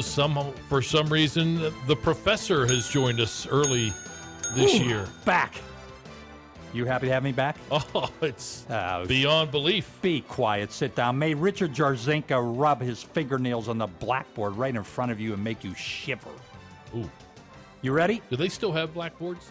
Yes. Okay. Or dry erase boards now, I guess. Yeah. All right. More on the curriculum, right? Yes. There's a couple professors. Have you noticed they're missing from the faculty this year? Yeah. I miss them. Yeah. Professor George, by George Novak, Curious George. He was like a dean. Yeah. And Professor Ryan Matzook won a state championship, said, I'll see you. Taking early retirement. You know, they named parking lot C after George Novak. Did they? Yeah, where the third graders have recess. Oh, okay. All right. Well, whatever. All right. You're gonna learn geography class. So if it's not in your notes, it's not good. You're gonna it's not in my grade book. You're gonna learn in geography class where Nepal is. Is that it? No, it's Nepal. Oh, Nepal. I'm sorry. Nepal. See, I'm gonna even learn. That's about health class. Nepal. You need to know that because that's where He-Man is from. No, not He-Man Masters of the Universe. I'm talking about He-Man Women's Haters Club? He-Man Darji of Northgate, kicker. He's from Nepal. He kicked a 44-yard field goal to give Northgate a win earlier this season. I think it's a great story. Okay. Music class. You ready? You're going to learn the dynamics of the making of the famous Paul Simon song, 50 Ways to Leave a Defense. Make a new plan, Stan. Okay. No need to be coy, Roy. Right, and the most famous line of that song, hop on the bus, Ricky Gus. Did you know that? No, I missed Many that. people don't know that line from Paul Simon's song. It has to do with jumping on the Ricky Gus bandwagon. I'm ready to jump on it. He's one of the best dual-threat quarterbacks so far this year, having a great year. And at logic class, we're going to have this, Don. We're going to have this logic class. Logic.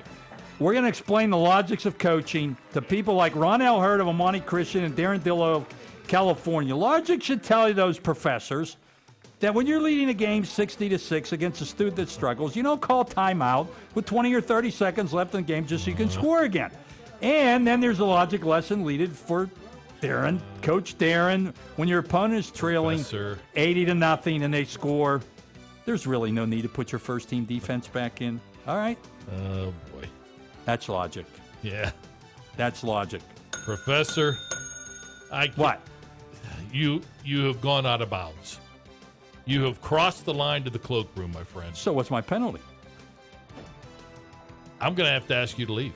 No, I'm going to have to ask you. Enough of these parameters. Well, I'm out of here. I'm resigning. You early can't retirement. resign. Early pension. You're fired. See ya.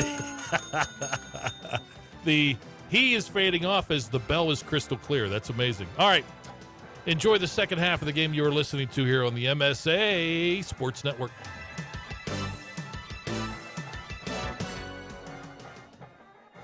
Hi, this is Hines Ward. If you're a high school sports fan, the place to go all year round is the MSA Sports Network. Log on every day to www.msasports.net for the schedules, the scores, the standings, the rankings, and of course, all of the broadcasts includes exclusive WPIAL playoffs and championship action.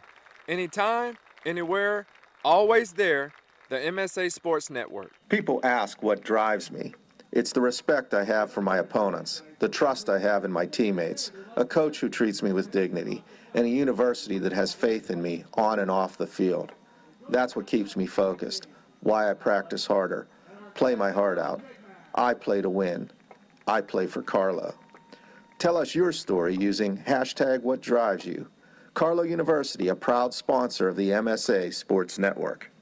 The team at UPMC Sports Medicine doesn't just rebuild wrists and knees. They build better athletes. Athletes at every level who want to get stronger and faster and prevent injuries. Fact is, no other sports medicine program in the region is more experienced when it comes to treating, training, and inspiring athletes. UPMC, the official healthcare provider of the Penguins, Steelers, and you. Find out more at upmcsportsmedicine.com. Get everything you want in a checking account, plus $200 from Dollar Bank. That's right. You get $200 with an everything checking account from Dollar Bank. Everything checking includes interest, 55,000 free ATMs, and no monthly service fee when you do the things you already do every day. You also get real-time alerts and an app with mobile deposit, all free. Add everything savings to earn 1.00% APY up to $20,000. And now, Everything Checking has it all, including a $200 offer that ends September 30th. So don't miss your chance to get $200. Stop in, visit dollar.bank/200, or call 1-800-242-BANK today. Dollar Bank, mutually inspired. $200 offer for new customers only. Certain requirements apply in the first year. Call for details. 0.15% annual percentage yield. Savings rate and fee waiver requires 6 qualifying payments. 0.25% savings APY over $20,000. Subject to change without notice. Dollar Bank. Member FDIC. MSASports.net is the place to click on every day this fall. On Mondays, we have the latest MSA Sports Top 10 football rankings. Also on Monday, we check in on the former district stars now making the grade in college with WPIAL alum Q&A. Tuesday is a look back at the biggest and best plays from the previous Scholastic football weekend with the plays of the week. We go big game hunting on Wednesday with a preview of the top WPIAL football contests. I'll look into my crystal ball on Thursday with the wildly popular Chicks Picks. A complete rundown of all the games comes your way on Friday, plus plenty of broadcasts to choose from on Friday nights. On Saturday, we'll take a look at the top performances with Friday night highlights. Then on Sunday, a look back at the previous day's high school standouts with Saturday's Scholastic Stars. Anytime, anywhere, always there this fall with the MSA Sports Network at MSASports.net.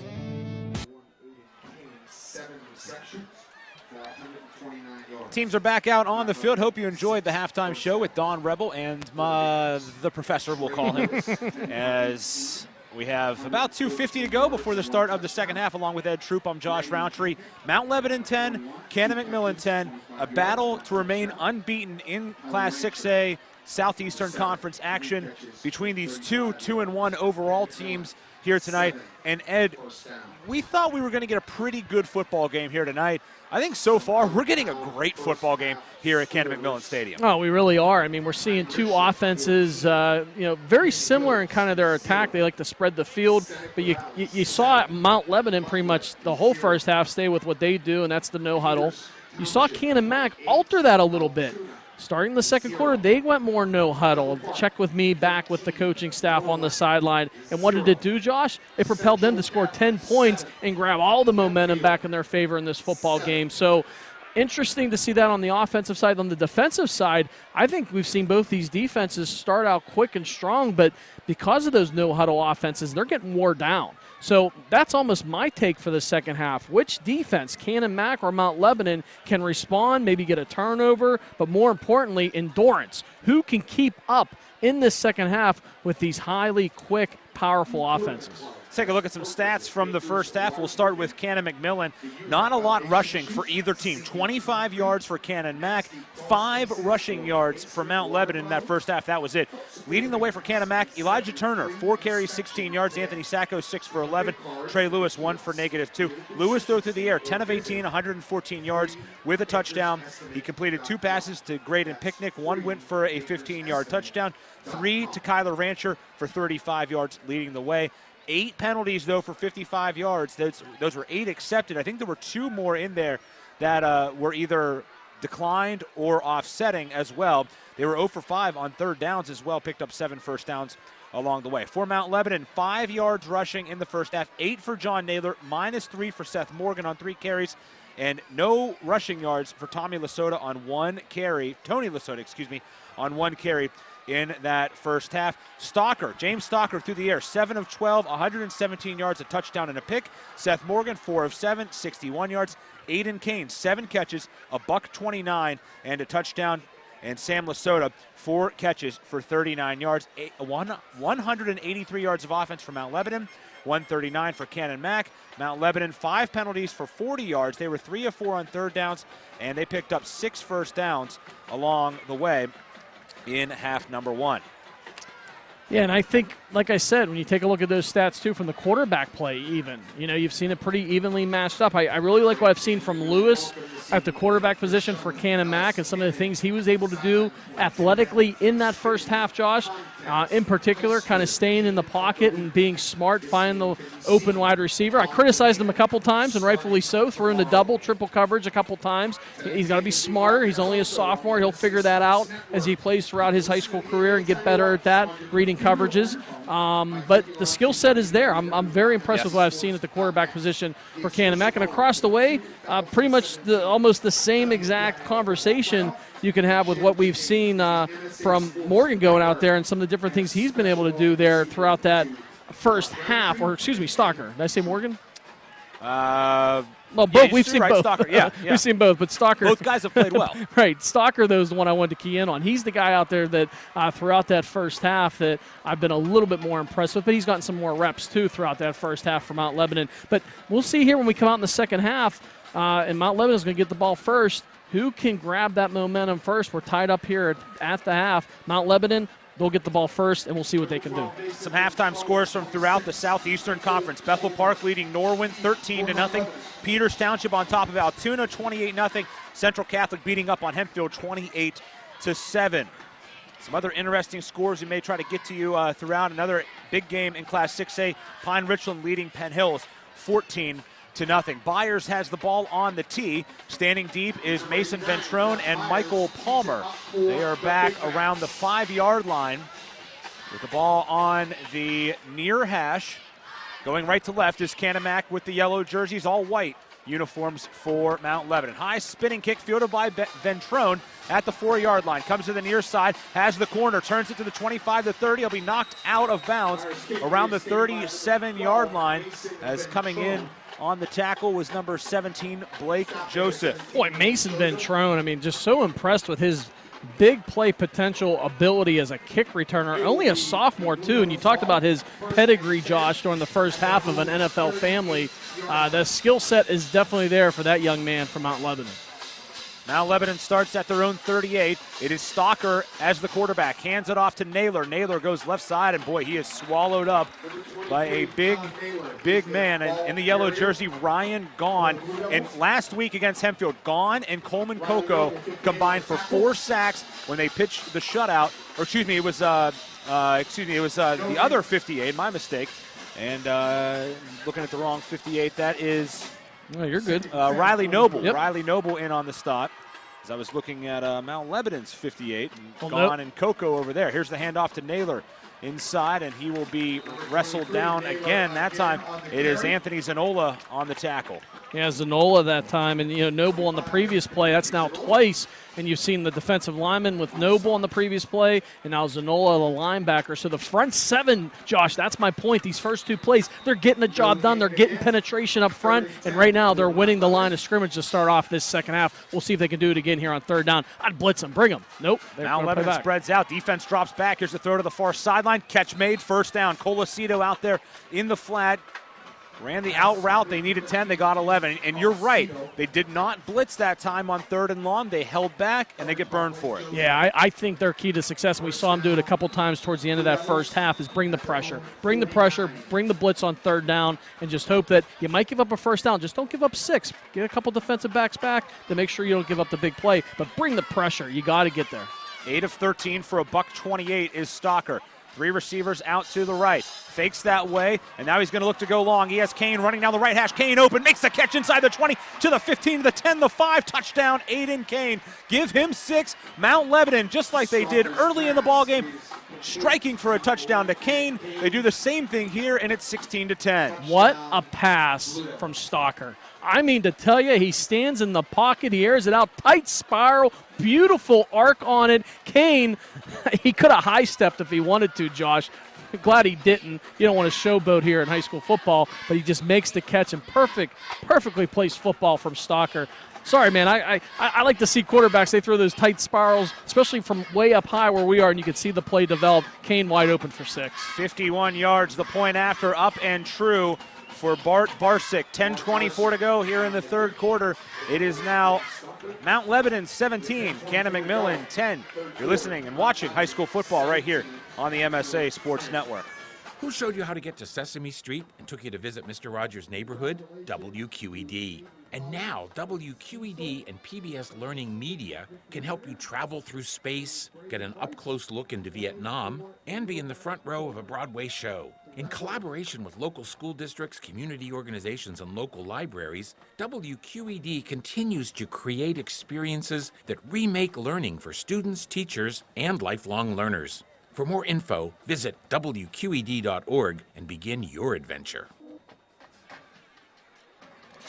A 4-play, 62-yard drive that took a minute 29 off the clock.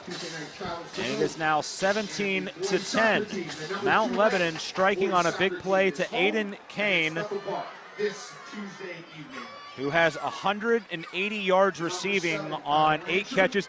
This kid, Aiden Kane, 2 ACL surgeries as a high schooler, blew out his ACL twice, and has come back from it 2 different times, and boy, is he making an impact. You love stories like this. I mean, how do you do that? Twice? Yeah. Josh, I mean, and then you come back, and you can't tell at all. I mean, the kid's lightning quick, great hands, big play, Mount Lebanon back in control. Picnic fields it at the 7, and he'll be upended. Great open field tackle made there by Phil Johnson. And Canon-Mac looking to answer now with a drive of their own. And Canon-Mac has a big hurdle themselves so far here in 2017. They have yet to score during a third quarter. So now you go out there with that from the first couple games this season, and now you face a 7-point deficit. I think this is a key drive for Canon-Mac to respond here, and I'm interested to see how they respond if they keep that philosophy offensively, what they've done in the first half where they were able to score 10 points there at the end of the second quarter. Again, we do not see Drew Engel on the field. We did not see him for most of the second quarter, and now we don't see him at all here to start quarter number 3. And we don't see him on the sideline either, so hopefully he is okay. Here is a quick pass from Lewis, the catch made by O'Donohue, spinning towards the first down marker, and he's going to pick it up. Michael Palmer, the safety, in on the tackle, but a gain of 11. And the first play goes for a first down to Dylan O'Donohue. First down.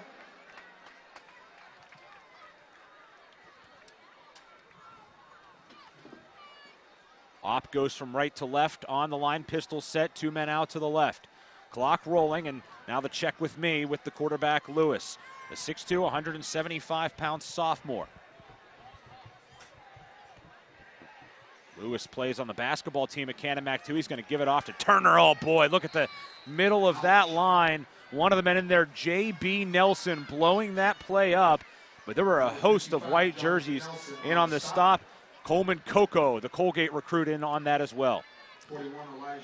Josh, we're up here, and I realize where we're positioned tonight atop the press box. We've got the coaching staff of Canon-Mac to the left of us, so why not just go ask them what happened to Engel? So we do have an update for you, possibly broken hand and out for the rest of this game, of course. So we never noticed it. I never noticed him. He wasn't down. He must have just come off the field and felt it. That's terrible news for Canon-Mac. He's been out most of this game now, so hopefully for him and Canon-McMillan, it won't be a long-term thing. But look out, big rush, and down with the sack. Coco, he takes down Lewis. Big loss on the play. And there's Mount Lebanon. You know, they're forcing now third and very, very long. But defensively, they have that 7-point cushion now, so they can play a little bit more aggressively and start bringing some defenders up front. We'll see if Lewis can pop one off, though, to one of these speedy receivers, what he was able to do during the first half a few different times. Coco with sack number 4 on the year. He talked with our Lanny Ferteri after their win over Hempfield last week, and he said that this defensive line is mature. That's the way to describe them. Young-ish, inexperienced in the secondary, mature on the line. We're seeing it right now. Here he comes again. Now a deep ball thrown up there by Lewis, and it's going to be well overthrown, as the intended man was O'Donohue, and Lewis just wanted to get that ball out of there in a hurry. Yeah, that time again, Mount Lebanon brings the pressure on third down. Couple pair of linebackers that time for the Blue Devils, bringing the pressure from the left side of the defensive line. You got Jonathan Nelson, the sophomore, 55. Max Baker, 57, a sophomore. Ryan Goggin, 58, a senior. Those linebackers getting right through with no blocking up front. Canon-Mac, they got to make some adjustments, Josh, these blocking. And look out, it is Kane that is back deep. New punter in there as well. I believe that's Byers punting the football, and it's going to hop and take a good Canon-Mac roll down to the 34. I thought that ball was a little bit close to comfort to Kane. I think that Mount Lebanon wanted it to be. He was trying to walk off the field, and the ball almost hit him. That could have been a live football. But big punt pushes Mount Lebanon back. And it was Byers that was doing the punting duties. Normally it's Engel, but not there because of the hand injury. Yeah, that is a big, big break when your star player of multiple positions goes out. And, again, he's been out since pretty much the first quarter, midway through. So Mount Lebanon starts at their own 34, and a quick hitter up the middle. It's Lesotho. Lesotho with some running room over the 45 to the 50, and then down to about the 48-yard line. A gain of 18 yards on first down. And, by the way, for those listening or watching, rather, or doing both, our normal setup for these broadcasts, I mentioned about being access to the coaches. We usually do not have access to coaches. So another quick hitter up the middle with Lesotho. He's going to spin down and pick up about 3.5 yards on the play. But tonight there's a lot going on here at Canon-Mac. So we're up high above the press box with the coaches to the left of us, and it's been a great night for high school football. Good vantage point. Canon-Mac trying to get subs on the field, and I think that they're going to get a flag. They did not get off quickly enough.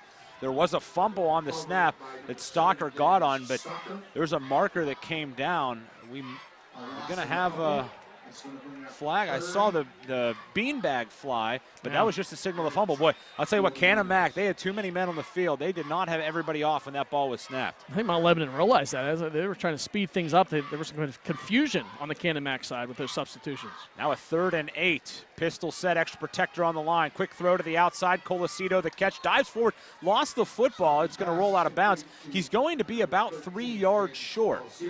So a gain of 5.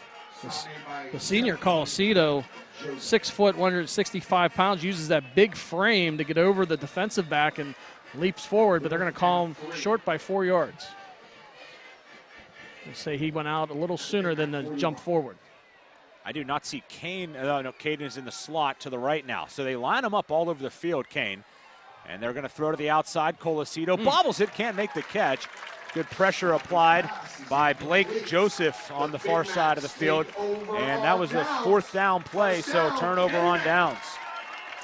And that was good break for Canon-McMillan, that defensive series, because you started to feel that Mount Lebanon was just going to strike right back and try to pop one to Kane deep if they had the opportunity. But they held back, tried to go for a couple short out-type plays, but the Big Macs there were there defensively to respond and force them off the field, and now they go back out offensively. Good field position here, Josh, starting at their own 41-yard line. Let's see if the Big Macs can take advantage of it.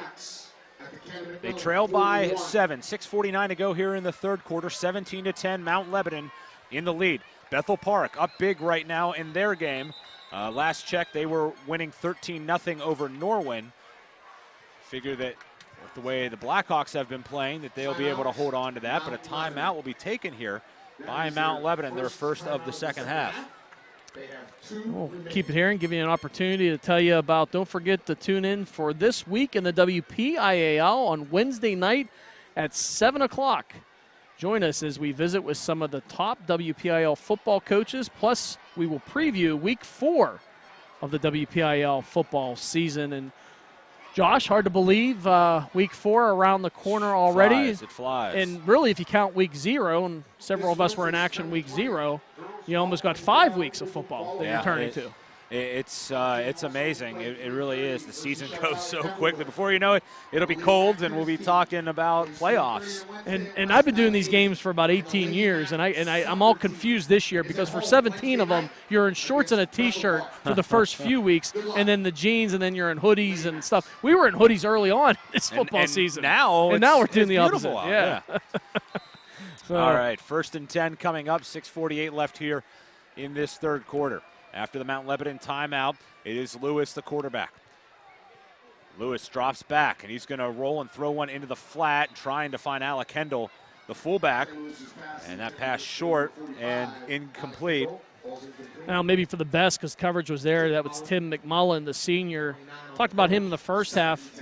Out of the backfield, plays fullback, but there we've talked about him, and there again at the linebacker position, 6'2", 220 pounds, McMillan on the coverage, but it goes incomplete, and 2nd down upcoming.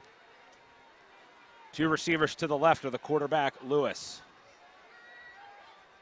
Motions Turner up. We've not seen a lot of Anthony Sacco. This snap over the head of Lewis, and he dives on the football. Then he takes a shot as he jumped on the ball. Landing on him hard was Jack Stoddard.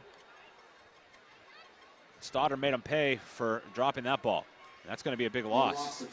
And you start to felt here in the third quarter for Canon-McMillan, that edge that they had in the second quarter, Josh, has disappeared. And they got to get that edge back. They got to get that momentum back that they were able to move the ball in this Mount Lebanon defense because right now they don't have it. Cannon Mac with -5 yards of offense here after halftime. And this snap is through the hands of Lewis again. He picks it up. Now he runs to the near boundary. Coco chasing after him, lobs one down, has Picnic, makes the catch at the 42, spins it upfield, diving attempt at the first down marker. He's going to be about 2 yards short, a pickup of 15 on the play.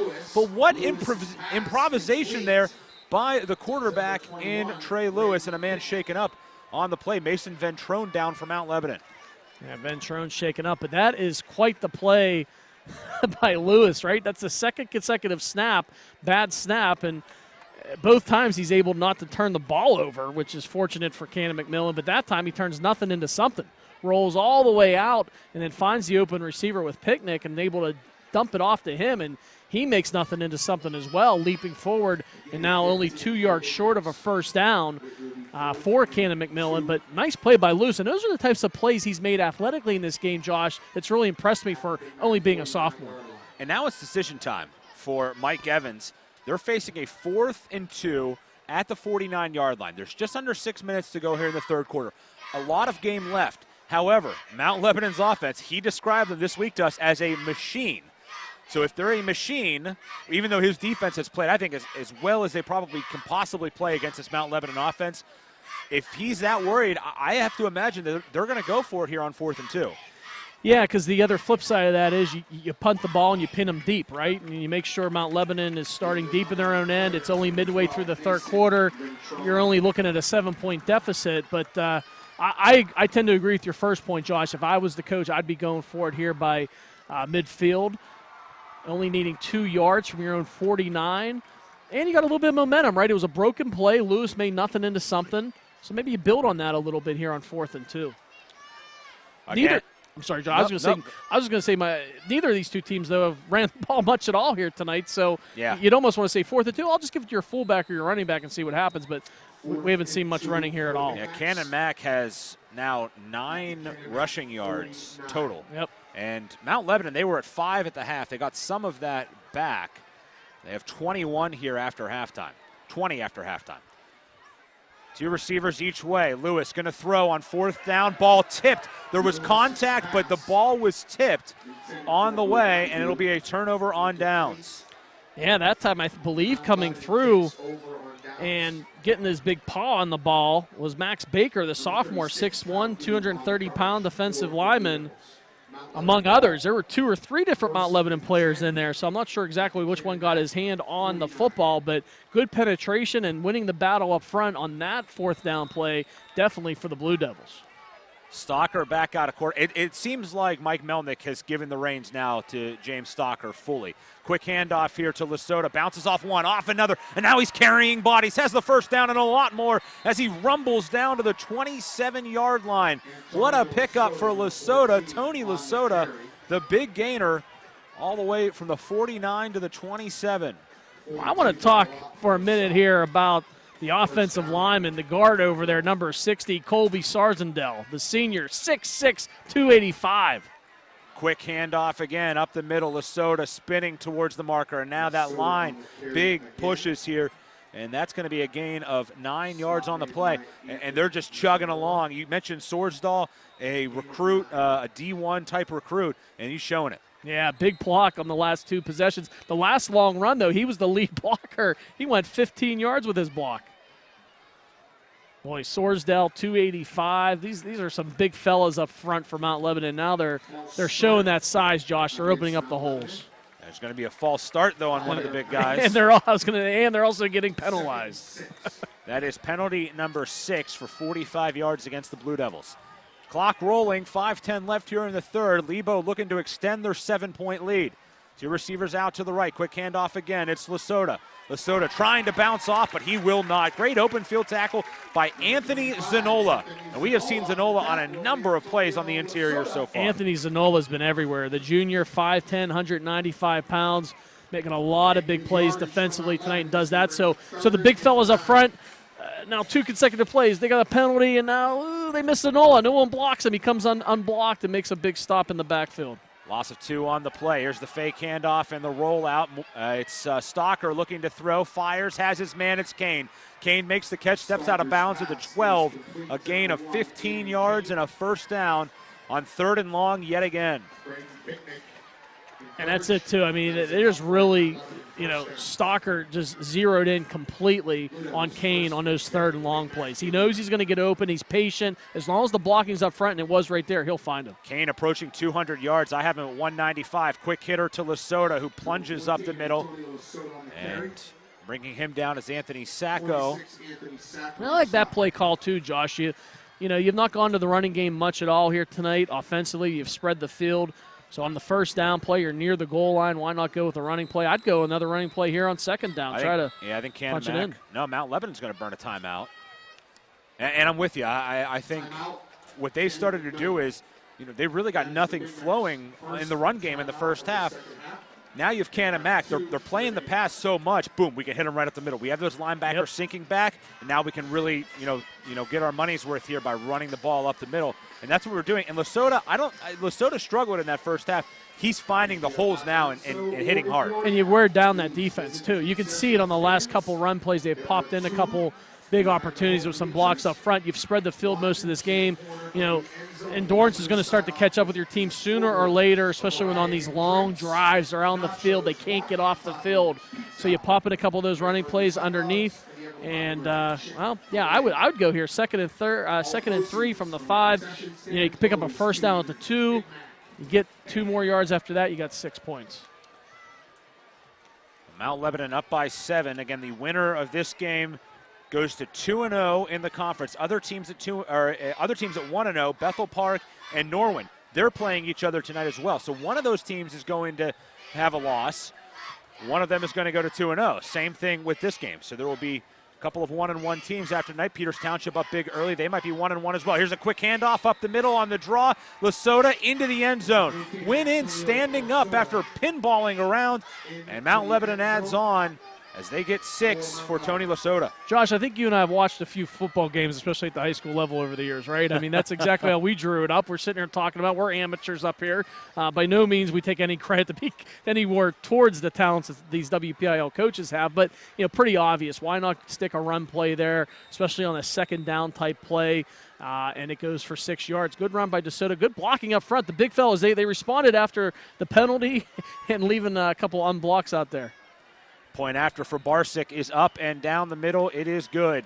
4:03 to go. Mount Lebanon, a couple of touchdown drives to start this 3rd quarter. They lead 24-10 over Canon-McMillan as you're listening and watching high school football right here on the MSA Sports Network. Log on every Wednesday night at 7 for the latest high school football news during this week in the WPIAL here on the MSA Sports Network. Join Don Rebel and other members of the MSA sports team as they visit with WPIAL football coaches, plus they run down the upcoming schedule and preview the weekend's top high school football games. That's this week in the WPIAL, every Wednesday at 7 p.m. this fall, only on the MSA Sports Network. UPMC Sports Medicine is excited to once again be partnering with the MSA Sports on the UPMC Stay Strong and Play On program. Student athletes will be recognized who remain dedicated to their teams and determined to return to the play while recovering from an injury. UPMC Sports Medicine will be granting 2 $1,000 scholarships at the end of the year to athletes who have managed to stay strong and play on. Nominate an athlete today. Click on the Stay Strong and Play On graphic right here at www.msasports.net for details. And one of those guys who has stayed strong and played on, Aiden Kane, missing 2 years because of ACL surgery, tore his ACL twice. He now has 9 catches for $195 and a touchdown. Here's a kick fielded by Rancher at the 5. Rancher trying to cut it back, bounces to the outside to the 30, the 35, the 40, and it'll be knocked out of bounds hard on the far side. And that was the kicker that got him. Yeah. It was Barsick that went over there and just drilled Rancher out of bounds. Yeah, showed some athletic skill out there with his tackling skills, and right now this is a key pivotal drive, and that's an understatement, I'm sure, right? Or an obvious statement if you want to look at it, for Canon-McMillan. You got 3:53 left here in the third. You've given up back-to-back touchdown drives to Mount Lebanon after being tied 10-10 at the half. This is the drive for the Big Macs in this football game, a team in which has dominated them the last 8 years, or 8 meetings rather, last 3 consecutive years playing each other and not being able to beat Mount Lebanon. This is Canon Mac's opportunity right here, Josh, to get back in this football game. If not, you're going to start seeing the Blue Devils possibly walk away with this game. So I want to see what can Canon Mac show me here and show us here in this third quarter, particularly right here on this drive. And whistles before the snap. Because false start. Right now you're down by 2 touchdowns, and again, you don't want to go down by 3 touchdowns at all, because that's pretty much lights out here, even at home in this great atmosphere that we've seen here tonight. So get back in the football game here. Maybe go back with what was working in that second quarter with the no huddle and the quick throws, 5-7 ins and outs. We'll see what they do here. And now you see a pre-snap penalty, and that was the issue for Canon Mac early in the ballgame when they fell behind, and now here they are again trailing. And really, the air has been let out of this stadium with these 2 scoring drives. Here's a handoff to Turner, and he is swallowed up. Boy, what a tackle on the interior by big number 55 for Mount Lebanon. That is Jonathan Nelson, 6'5", 220. Yeah, and that time, too, Nelson comes through almost unblocked on the Mount Lebanon, on the Canon-McMillan offensive line, and goes for a loss of 5 yards. Turner now with 6 carries for 13 yards. 2 receivers out to the right. Lewis going to roll that way, going to fire towards the sideline. Catch made by Picnic. Turns it upfield, still on his feet to the 45, the 50. Still up as he crosses the 45, and he's finally gang tackled down, as Brian McMullen was the man who dropped him. Picnic's the guy. I mean, he has the speed, the quick feet, makes a nice catch right on the sideline, turns it upfield. A lot of yards after catch on that one, Josh, and now into Mount Lebanon territory. Good-looking play for the Big Macs and exactly what they needed in this game. Well, down by 2 touchdowns, but like I said, this is their drive. This is their chance to show us what do the Big Macs have here in 2017. 24-yard pickup on the play from Lewis to Picnic. Again, they do not have their top receiver in Drew Engel, out with a hand injury. Here's Lewis dropping back, tons of time. Lewis waiting, fires, intercepted. Picked off at the 25 by Aiden Kane. Just overthrew the football, looking for O'Donohue. Kane the pick, and playing takeaway is Mount Lebanon. Coach Evans now is going to get a flag thrown on him as well. He is livid with the official, Josh. I think it was a hit in the backfield on his quarterback, Lewis, after the play. He wanted a late hit, and he was given the official an earful, and with it came a flag. And now some of his assistants are going to have to get him back and calm him down. This is a tough situation for Canon-McMillan because that was starting to, they get the big play on the picnic play and get the ball into Mount Lebanon territory. And Lewis, he was flushed a little bit out of the pocket, but he had all the time. You mentioned it, he had all the time in the world. And it was just a little bit of an overthrow. And really, Kane was in the right place at the right time. And, boy, these talented players, aren't they always in the right place at the right time? Yep. And it was an easy pick for him. He was playing back in defensive coverage and was able to make an easy catch. Kane reminds me of a guy that played at Mount Lebanon who's now starring at Penn State, one of the best teams in the country, in Troy Apke. Yeah. Reminds me a lot of Troy Apke playing that safety position, also playing receiver as well. Very good on both sides. Yep. Here's a handoff on the inside. Tackle made by big Aaron Smith on the interiors. Running with the football was Naylor. He's going to get a yard, and that's it. That's a great comparison you just had there, too. I wasn't even thinking that way. Both Mount Lebanon guys, Yeah. and I'll tell you what, Kane, he can play D1 football. Not a doubt in my mind. An amazing story, too. 2 ACL surgeries. Unbelievable. Mount Lebanon, who started this drive at the 41 after the penalty. Here's a quick hitter again to Naylor, and Naylor's going to grab 2 yards. Well, that's a pretty easy game plan now, right, for the Blue Devils. You still got a whole fourth quarter in front of you and still less than 2 minutes left here in the third, but you can start running the ball here a little bit more than what they were accustomed to do in the first half and try to wind a little bit of clock. You're on the road. You have a 2-touchdown lead, and so far the Big Macs have struggled here in the second half. Dropping back is Stocker, going to throw one to Kane on the near side. His 10th catch. He makes it at the 50. Shakes off one man, shakes off another over the 45, the 40, and wrapped up down to the 36-yard line.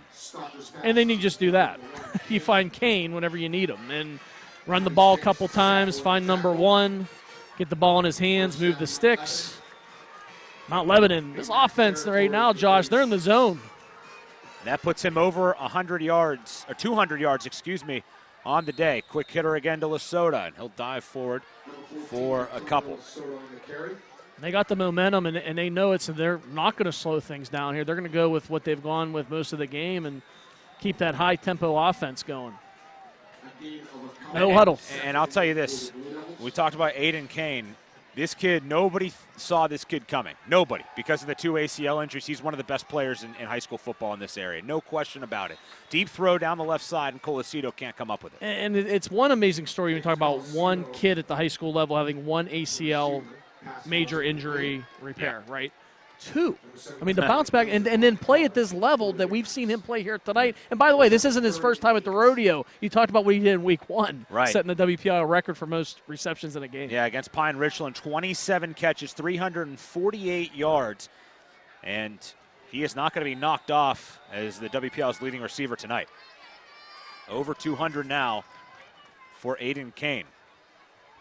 He just, and it's his football abilities out there, his sense of the game, just to get open. Watch right here. Big blitz up the middle is coming after. The quarterback was Zanola, but it got picked up, and then the ball fired incomplete. And only Josh if he would have went on cue of us talking about him, right? I was waiting for you. He went 5 yards, turned around, but he was double covered, so it was good. Smart decision not to throw the ball into his hands. And part of this is Stocker, too. He's made a lot of good decisions tonight for Mount Lebanon. He has, and we saw early. He played the first series, came out. Seth Morgan came in. Morgan, who came into tonight the 3rd leading passer in all of the WPIAL because he played the first 2 weeks with Stocker out injured. They split time last week. It seems like Stocker, though, has taken over control here. He is now their QB1, if you will. And that's too bad for Seth Morgan. Here's a ball down the middle. Catch made by Kane at the 12-yard line, trying to spin out of a tackle. He does. Gets inside the 5. O'Donohue takes him down at the 4-yard line. It's a gain of 30 yards on the play. And we have a flag well behind the play back at the 40. But we'll wait and see on that. And it's going to be against Mount Lebanon. Yeah, hold. And it was right on the outside, too. Right when Stocker was getting ready to throw the ball, they flagged. The flag went up, so it was right towards the end of the pocket play. And that's one thing Mount Lebanon was starting to get a little bit more penalized towards the end of that first half, but here in the second half have avoided the yellow flag. But here comes up with them on this drive, pushes them back. Boy, if Canon-Mac can get a stop here on this drive and go into the fourth quarter down by 2 scores. If they go down by 3 scores, Josh, that's quite the deficit. Yeah, no face. question. 30 seconds to go before the end of this third quarter. 2 receivers each way. Kane sitting out there, slot left. Man motions up to protect, and they're going to pooch punt it here on 4th down. So didn't imagine they were going to go for it. And this pooch punt working perfectly inside the 5. And I think that's going to be a touchback. I think laying in the end zone was Colacito. He was. Yep. So touchback is the signal. Ball will not reach the end zone, but the player in Colacito, the coverage man, definitely was. So mission accomplished, for Canon-Mac. You kind of stall that drive. You get a break on the penalty to kind of bring things back. It's almost a demoralizing stop, isn't it? Yeah. I mean, there's still no momentum really gained, it seemed like, from Canon-Mac with that stop. Unfortunately, it wasn't your 11 out there defensively that stopped it. It was the referees. It was a penalty that pushed it back. So, yeah, I agree with you, Josh. You don't kind of feel like, oh, yeah, they got it back defensively now. But fact of the matter is they're still only down by 2 touchdowns instead of 3 here as we get towards the end of the third quarter. Picnic and O'Donohue go out to the right. Again, Lewis under center. He's thrown the ball a ton in this game. And he fakes the handoff. He's going to roll to the right. Fires one for O'Donohue. Catch made, and boy, he is stuck right in the hip as he pulls it in for a 5-yard catch. But a great tackle on the play made by Everett Lefevre. Yeah, he comes over, makes the big play on the right side. See if they give him that forward progress on the 5. They will. Thought they would, and they do. And that's the end of the third quarter, Josh. There you go. It is 24-10 is the score. Mount Lebanon in the lead. Canon-Mac with the football, though. First place and a share of it on the line in 6A Southeastern Conference. Don't go anywhere. We'll be back in a moment right here on the MSA Sports Network. Make Chick-fil-A Robinson your destination for a fast and tasty breakfast. Chick-fil-A Robinson offers a variety of breakfast sandwiches, including sausage, bacon, or, of course, chicken. Breakfast is served hot and fresh daily, featuring our handmade biscuits. Need to feed a crowd or a tailgate on Sunday? Chick-fil-A Robinson Catering has got you covered with hot or reheatable chicken trays. Visit our catering website at www.cfarobinsoncaters.com to book your business or social event today. Bethel Clark, 13, Norwood, 0. Coming up after the game, it's the WPIAL Football Scoreboard Show with Dawn Rebel from the new MSA Sports Control Center with all the scores and recaps from Week 3. Don't miss the WPIAL Football Scoreboard Show after the game, only here on the MSA Sports Network. I didn't know there was a new control center. There is in the North Hills. Well, it's newish. Well, from last year or a couple years. Yeah, Okay. yeah. It's all right. Now we're in good. year 2. Now the old facility we were there for like 10 years, so Right. it's still newish. We're good. I didn't know if there was something I missed or something going on, so I didn't. You're about to drive to the wrong building, maybe. I'd show up down in in West Virginia somewhere. And, hey, Ed, you're at the wrong place. He's Ed Troup. I'm Josh Rowntree. 24-10 is the score as we start quarter number 4 here from Canon-McMillan Stadium. The crowd has grown quiet thanks to a dominant third quarter by the Blue Devils of Mount Lebanon. But Canon-Mac, only a 2-score game, and that's what's key here. That said, you need some points. On this drive, you would have to think, as we await the start here of this fourth quarter with the TV timeout. I'd go, Josh. I'd try to get the ball into Picnic's hands. I mean, he's been the guy at the wide receiver position that's been quick, good hands. He can turn it upfield. We've seen him do that several times. Mount Lebanon has struggled, I think, trying to tackle him initially. So I would definitely look to him here on this drive more than once, especially with Ingle out for the game with a possible broken hand. Look back at the history. 8 wins in a row for Mount Lebanon. Last year, 32-7. Before that, 48-14, 40-0, 49-7, 35-12, 38-0, 35-12, 41-20. It has been one-sided and dominant fashion for Mount Lebanon. This night, not so much. It was a tie game at half, 10-10. Mount Lebanon, though, pulling away in the third quarter. Quick hitter over the middle on 2nd and 5. Pass pulled in, and you called it. It's Picnic on the reception. Yeah, that's the guy right there. You want to get the ball into the hands here if you have an opportunity in this football game, especially here in this fourth quarter. I would look to him often here on this drive and the rest of the game. 13-yard pickup and a first down. the 10th of the game for Canon-Mac. Man in motion, that's Kyler Rancher going into the slot on the right side. A check now by Lewis.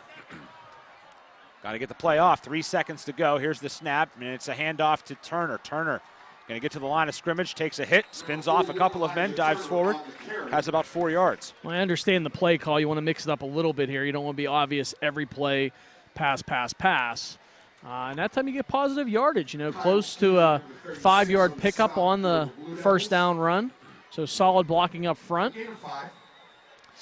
Ed, you had mentioned earlier, Canon-Mac trying to rival schools like Mount Lebanon in football and other sports. That has really started to occur since Frank Volcano took over as their athletic director. Yep. And now with Coach Evans, Mike Evans is the assistant AD. He had high praise when we talked about Frank Volcano this week and what he's meant to this school district. They have done a terrific job, the two of them. Here's a quick hit to Picnic. Picnic makes the catch, gets to the 50, dives forward, has enough for the first down. Needed 5, and he picked up 7. Well, the coaches up here are close to us, but not that close. They hear us with these suggestions, so we can't take credit for it. But, yeah, again, he gets open. Man, really impressive here tonight in this offense. Has Picnic been for this Canon-McMillan Big Mac team, mainly because what he does right there after the catch, he's so quick with the football. And he's been able to shed a couple of tackles, too, and get into some open field. Good size, 6'1", 195 pounds. Now fake on the handoff. Lewis looking to launch one deep. Down the left side, up the numbers, looking for Picnic. Had Phil Johnson in coverage. They've picked on Johnson a bit tonight in coverage as that one goes far, but there is a flag down, and it sits at Mount Lebanon's 47-yard line. And that looks like maybe an illegal receiver downfield player, rather, for the Big Macs. Get the official call here in a second, but again, good play call, and you air it out deep. You look off that left side. You try to get the ball to 21. And just good coverage that time by Mount Lebanon. It was an illegal man downfield penalty, but it was declined. So another penalty on Canon-Mac. That's now 3 penalties that haven't been enforced in this game to go on top of the 10 that they've committed. That could be a lot worse is what you're saying. And, no question. And you're right. That's definitely something going forward that they're going to have to correct. Pistol set, and they get the signal.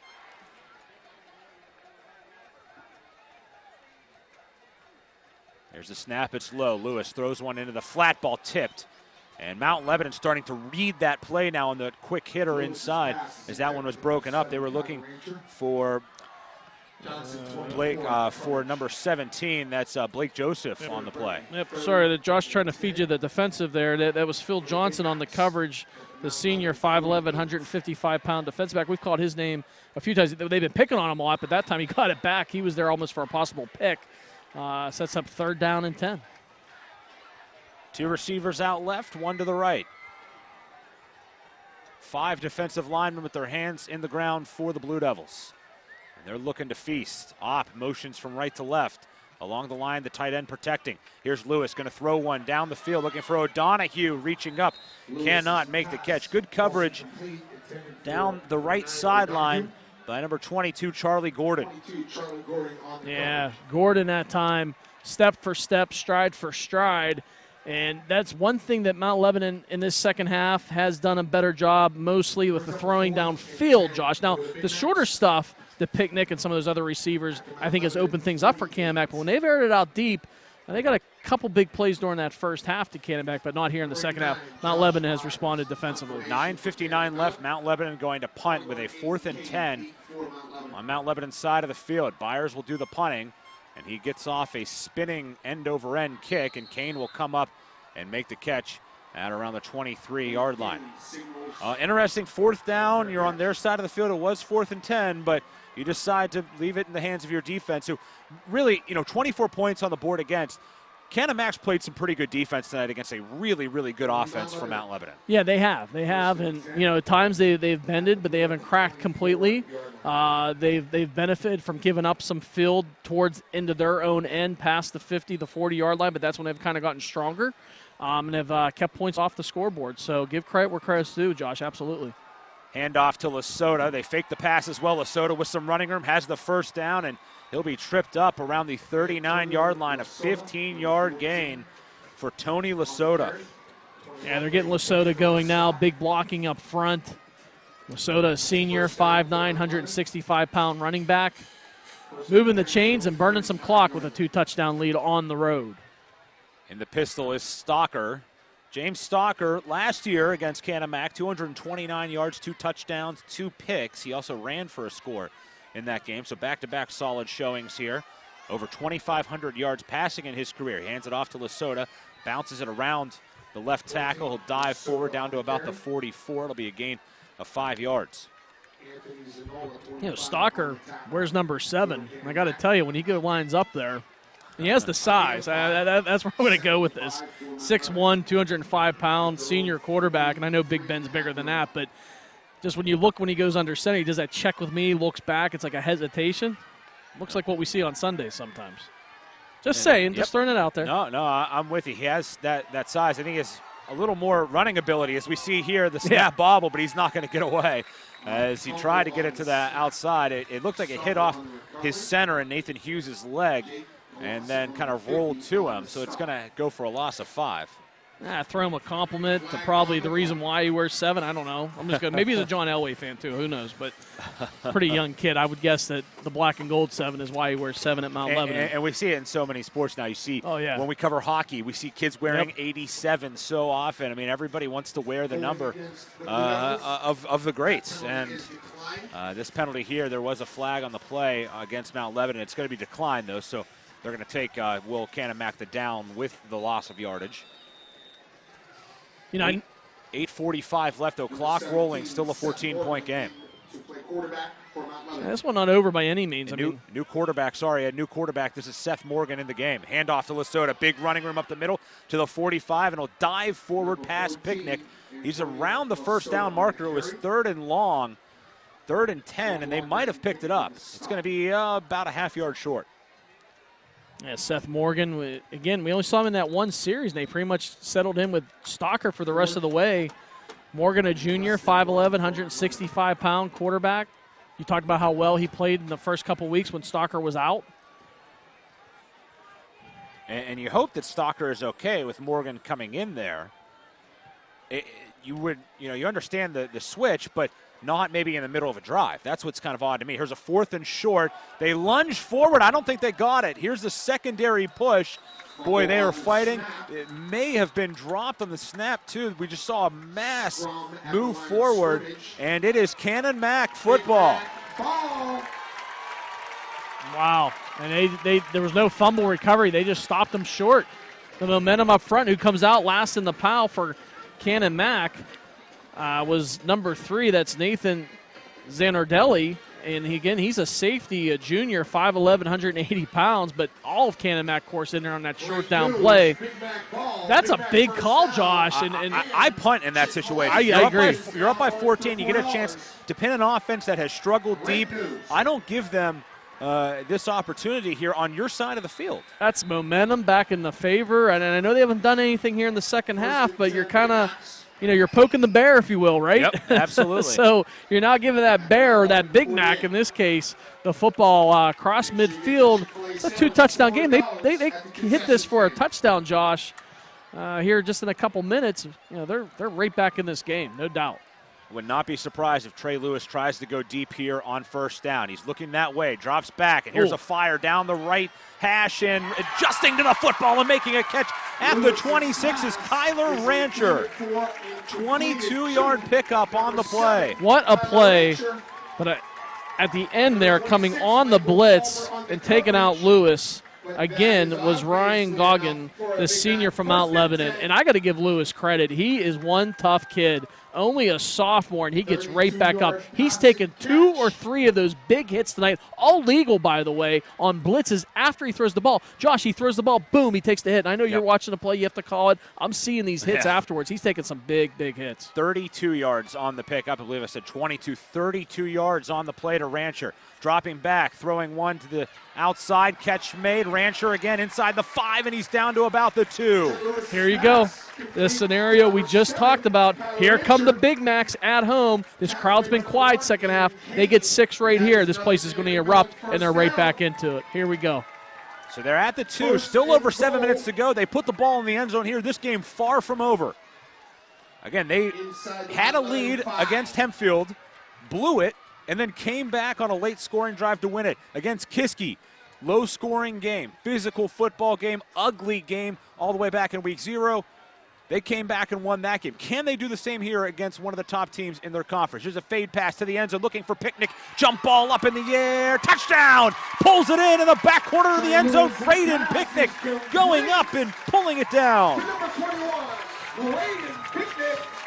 Picnic's the guy.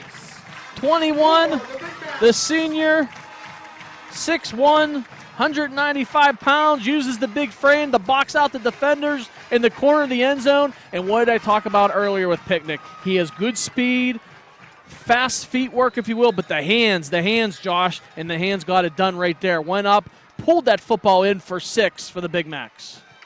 Now an important extra point is up and good. Don't go anywhere. We are not done yet. Mount Lebanon, don't forget, going up for it on 4th down. They don't get it. 3 plays later, it's in their end zone. 6:43 to go. Mount Lebanon 24, Canon-McMillan 17. You're listening and watching high school football right here on the MSA Sports Network. People ask what drives me. It's the respect I have for my opponents, the trust I have in my teammates, a coach who treats me with dignity, and a university that has faith in me on and off the field. That's what keeps me focused, why I practice harder, play my heart out. I play to win. I play for Carlo. Tell us your story using #WhatDriveSYou. Carlo University, a proud sponsor of the MSA Sports Network. The team at UPMC Sports Medicine doesn't just rebuild wrists and knees. They build better athletes. Athletes at every level who want to get stronger and faster and prevent injuries. Fact is, no other sports medicine program in the region is more experienced when it comes to treating, training, and inspiring athletes. UPMC, the official healthcare provider of the Penguins, Steelers, and you. Find out more at upmcsportsmedicine.com. 8 straight wins in this series for Mount Lebanon over Canon-McMillan all the way back 2008. The last time the Big Macs beat the Blue Devils, that was the last time they went to the playoffs as well. A 7-point victory then. And Ed Troup, Canon Macs trying to pull it off again here tonight. Yeah, 8 years later, 9 years later. And they got the bells ringing here in Canonsburg. They got fireworks going off. The bagpipes are playing, and they're only down by 7 here with under 7 minutes to go. Great kickoff fielded by Palmer on the far side. He brings it up the numbers over the 25 and will duck down to about the 27-yard line. And if you're talking about early season still, the biggest defensive series by far for Canon-McMillan right now, and maybe the biggest offensive series for Mount Lebanon to this point as well. This is a huge, huge series coming up for both teams. For Canon-Mac, I would have told my 11 defenders before you go out there, you got to rise up right now. Somebody's got to make a play. A turnover would be ideal, but for Mount Lebanon, you got to settle down here. You're on the road. You still have the lead. Stalker back in the game. Hands it off to Lesotho. Left side going nowhere. Anthony Zanola, the first man in on the stop to get to the running back, Lesotho. And we've called Zanola's name about every other defensive play here tonight. He's only a junior too, Josh, so that young man has still some play left in his career here at Canon-Mac. Really nice second half for Lesotho. He gets 2 on the carry there. Kane goes in motion into the slot on the left side. They fake the handoff. They look Kane's way. Now they fire it deep. Colasito open, but they overthrow him.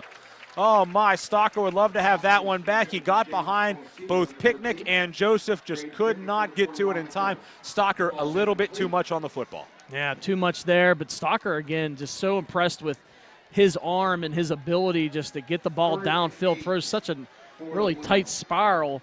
And, again, just going a little bit too far for his receiver that time. 3rd down and 8. See what the Big Macs can come up here defensively, or if Mount Lebanon can keep the drive going. Can Canon-McMillan get the football back? They put Kane in the slot right, and a flag before the snap. Let's see. Flag on the play. That is a false start on Mount Lebanon. Their 8th penalty of the game. Yeah, and you go from 3rd to 8 now to, 3rd and 3rd and 8's manageable, right? Now you're 3rd and long. You're looking at 3rd and 13 upcoming, and that's not so much manageable. Now Canon-Mac can play back a little bit, but Mount Lebanon, they have the receivers, and of course Stalker has the arm to get the ball down there to convert this. So Canon-Mac got to be ready for the big play, cover these receivers tight, especially on the outside. Remember, the touchdown to Kane earlier was a 3rd and 15. It was. Yep. Here's a 3rd and 13. So I would imagine whatever they draw up here, it's probably going to look to Aiden Kane. He has over 200 receiving yards in this football game. 6:01 left, 7-point game. 3rd and 13 for Mount Lebanon as they protect that lead. He's lined up to the right there on the far side, Josh. So not on the near sideline. We've seen him down here on the near sideline quite a bit, but here in the second half, mostly on the other side. Got to be thinking maybe a play-action fake on the draw and then throw one down the seam to Kane. And now another flag, and now you're really asking a lot. Well, they tried to get a timeout. I think the play clock was down, and they awarded the timeout. They did get the timeout. Okay, the flag went up on the far side, but they got the timeout first. Yeah, and that's the flag was in the backfield, and over there they got to the near official just in time, but a boom type play, but they avoid another 5 yards. Yeah, and that, though, leaves them with just one timeout left now in this one as well. 6:01 to go here.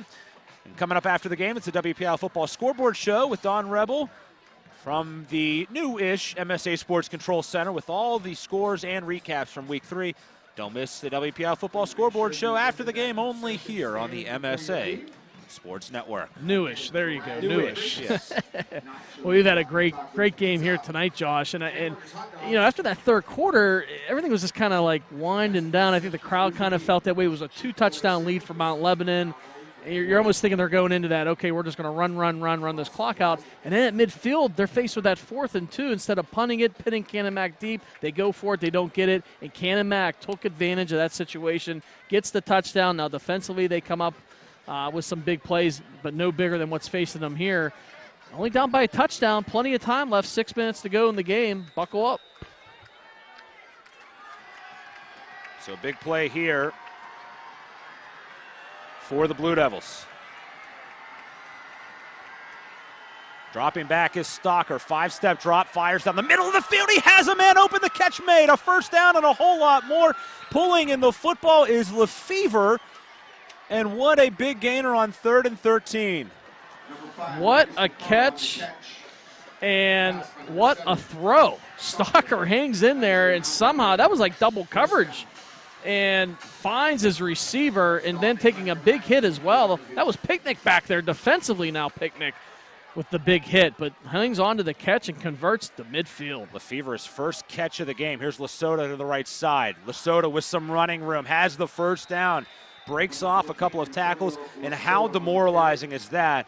On a 3rd and 13, you give up 32 yards down the middle. Yeah, it just takes the momentum right out of this game for Canon-Mac that they'd build here in the second half. And now Mount Lebanon, 1 touchdown lead, going to 5.5 minutes left here. 5.5 left, as Ed mentioned, 7-point game. Here's a handoff to Lesota again. Lesota looking for running room. There's going to be a flag that comes in on this. Up front looked like against the Blue Devils, it is. And it was a holding call. So Mount Lebanon not doing themselves any favors here either with a couple penalties. 9 penalties now to this point. It's still one thing we got to realize too, Josh, and we're talking about week 0, and technically this is week 3. It's still early in the season, so you're going to see a lot of penalties, and you'd like to see less by this point. Right. Especially if you're a coach, you don't want to see any. But still, it's not like we're in towards the latter half of the season either. Still a lot of penalties tonight, though.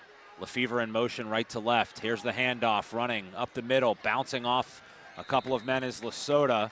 He'll get some of that holding yardage back.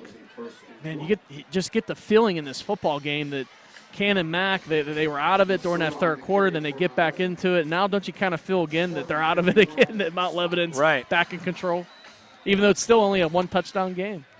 Yeah, this drive with the big 32-yarder to Everett Lefevre, the big moment. Yeah, put a big circle around that play, and again, very impressed with the throw from number 7 under center. And now he's back in the game. They took him out. That's when things unraveled just a little bit. Now they have back control of the game. Handoff Lasota trying to spin through an arm tackle. He's going to be wrapped up, though, boy. Really good spinning tackle made by number 25, Anthony Zanola. We've seen Zanola in on probably 10 tackles to this point. That's what I said earlier. Every other play we're calling it, if not back-to-back plays. Just everywhere on this football field here tonight for the Big Macs, playing an impressive game. Lasota gets 2 and another 3rd and long. 3rd and 12 coming up.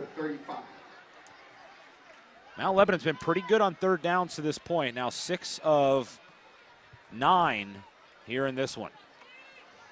And they're winding clock, too. If they convert this, it'll be lights out. Kane in the slot left. 3rd and a long 12. Here's a handoff.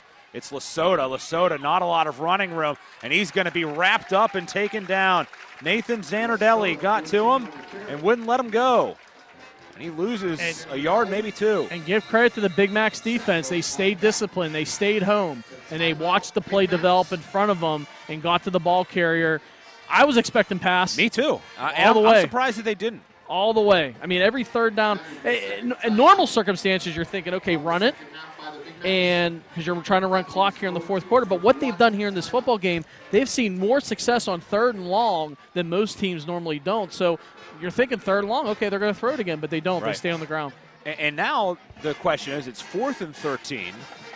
The ball is at the 36-yard line. What do you do here? Do you punt it with the short field? You're certainly not trying to field goal.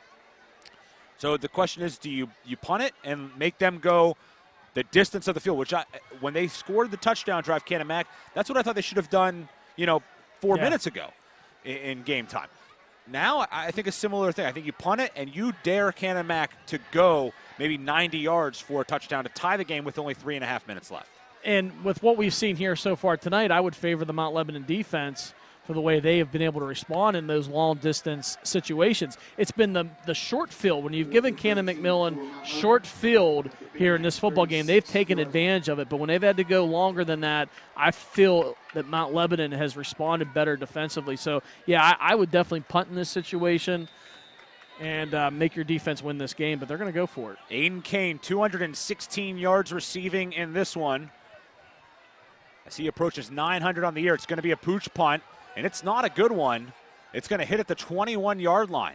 And, boy, at that, I almost would have rather them go for it. If that's the punt they're going to get. This is what I understand trying to catch teams off guard with pooch punts and things like that. But, if you know that you're punting it, why not just bring your punter out there and send one and try to pin him deep? I don't understand. I'm giggling over here because, again, we were comparing Stalker before to some of his style towards Big Ben. and there's another one, goes back and pooch punts. And though I think Ben gets a little better pooch punts than that. But you're still inside the 20, though, Josh. Mission accomplished, right? Canon-Mac's going to start at their own 18-yard line, and you're now putting them in position with only one timeout, by the way. Both teams, only one timeout. And you're going to make them go here 82 yards for a potential tie. 82 yards is the distance to pay dirt in a potential tie ball game. Time is limited. Here's Trey Lewis, a quarterback. He drops back. He's going to look long. Down the right side. Picnic has a step, but he just overthrows him. In coverage was Phil Johnson. They took a shot on 1st down at Picnic deep down the field. It nearly paid off. Well, they a couple times have been able to go past Johnson, and Picnic looks to be a little shaken up. Looks like his right leg maybe cramping up here. Yeah, he's going to have to come out of this game. He's now down. I don't know if he's just maybe cramping up. I think it might just be a cramp. Yeah, I think so too. But he was shaken up after that play. But they've gone to Johnson a couple times, and they've beat him. But now the last couple times they've picked on him, he's responded. He's been there with the coverage. 33 pass attempts so far for Trey Lewis. He had 36 in their Week 1 game. And that was a game that they won 33-28 over Hempfield. But this is a guy in Trey Lewis. You mentioned earlier, Ed, only a sophomore, but it seems like Canon-Mac maybe has to go. We thought earlier with John Quinquay, a guy that's come in a couple of times this year when Lewis has struggled. I think if you look at Lewis, I think he's done an admirable job. He had the one interception, which was an overthrow, his worst throw of the game. but he has kept them in this football game. He has taken a bunch of hits in this game, and he's gotten back up quickly, too. I mean, it's not like he's trying to get a couple flags thrown at him or trying to milk a play. You know, I mean, he has gotten back up, and he has responded each and every time. I mean, the toughness for only being a sophomore, his size, he's starting to get it. Again, he's thrown into double and triple coverage a couple times here or there. He's got to be a little smarter with that. But, again, that'll come as he matures as a quarterback. I like the future here at Canon-Mac with Lewis under center, I got to tell you. Yeah, I agree with you. I think they have really some guys to build with here. Engel's only a junior as well. Unfortunately, the injury earlier tonight. And now down your top two receivers with Engel and Picnic. Picnic with the cramping issue, it looked like. Engel gone with the hand injury early in the ballgame. Split receivers, tight end thrown extra on the line. Now they motion Rancher to the slot left. And rolling that way will be Lewis. Now he steps up, he's going to throw, and no one home. That one well short of the intended receiver. And incomplete. So who's the next man up, right? I mean, they got to have somebody. You're down your top two big receivers now, and well, here comes Picnic. He's going to come back out, so that'll answer your question. But you got to have somebody respond, especially at this wide receiver position that can get downfield, make the catches, and make the type of plays that some of these guys can make. Some of these superstars that are not in the game, but now Picnic is back in the game. So Lewis will have somebody to throw to. Number 21. Let's watch him. Turner's in the backfield. Here's the snap to Lewis on 3rd and 10. They throw to Hendel. Alec Hendel makes the catch, rumbling pass, nailer, and he has the first down. What great work by Alec Hendel. And Hendel initially did not have the real estate available in front of him. There were 2-3 different defenders from Mount Lebanon there, but they were almost playing back a little bit for some reason. They did not step up and make the tackle, and Hendel took advantage of that as he cut the corner with his speed. Big fella's got some speed. He got down there and picked up that first down nicely for the big backs. So a fresh set of downs, 1st and 10. 2:41 left. Clock rolling, though. Canon-Mac has time, but not a ton of it. And, boy, back to the penalties. A pre-snap flag, and that looks like it's going to set the Big Macs back 5 yards. Unacceptable. Unacceptable. And it's you're less than 3 minutes left. You just had a big play by your fullback that picked up the first down. And, I mean, this is it. This is the game, and you cannot have those types of penalties. They're gonna cost you every time. Well, we think. No, this is going to be against Mount Lebanon. Boy, it looked like it was going to be Canon-Mac, a false start. That was the initial signal. And then a referee from the far side, I believe it was the side judge, Matt Georgilis, came in and reversed the call. So it's against Mount Lebanon. And Coach Evans was almost on halfway on the field because he thought it was against him, against his team. And now his assistants come over and say, Coach, not against us, against Mount Lebanon. So forget everything I just said then, basically. And it's a 10-yard penalty, so the ball now at the 44-yard line. Yep. And, boy, now you're really in good shape as far as distance and time go if you're Canon-Mac. I-back set. 2 receivers out right, 1 left. Here's the handoff. The give to Turner. Has some running room to the 50, trying to spin forward. And he's going to pick up about 7 yards. Nice carry there by Elijah Turner. Brian McMillan, in on the stop. Yeah, Canon-Mac in really good shape right here. As far as ball midfield, the opportunities in front of them. 2 minutes to go almost. Clock rolling, though. They keep doing the check. And this is part of the problem with the check with me is that you don't really always get in the flow of a hurry-up offense. You got to go quickly, and they're wasting tons of time. Lewis again looking at the sideline. Clock now down to 2 minutes to go. He wasted about 15 seconds there checking with the sideline. Still has not snapped the ball. Finally, they give it off to Turner. Turner, left side, has the first down, still on his feet. As he rumbles down, the clock will stop as he gets to the 42-yard line.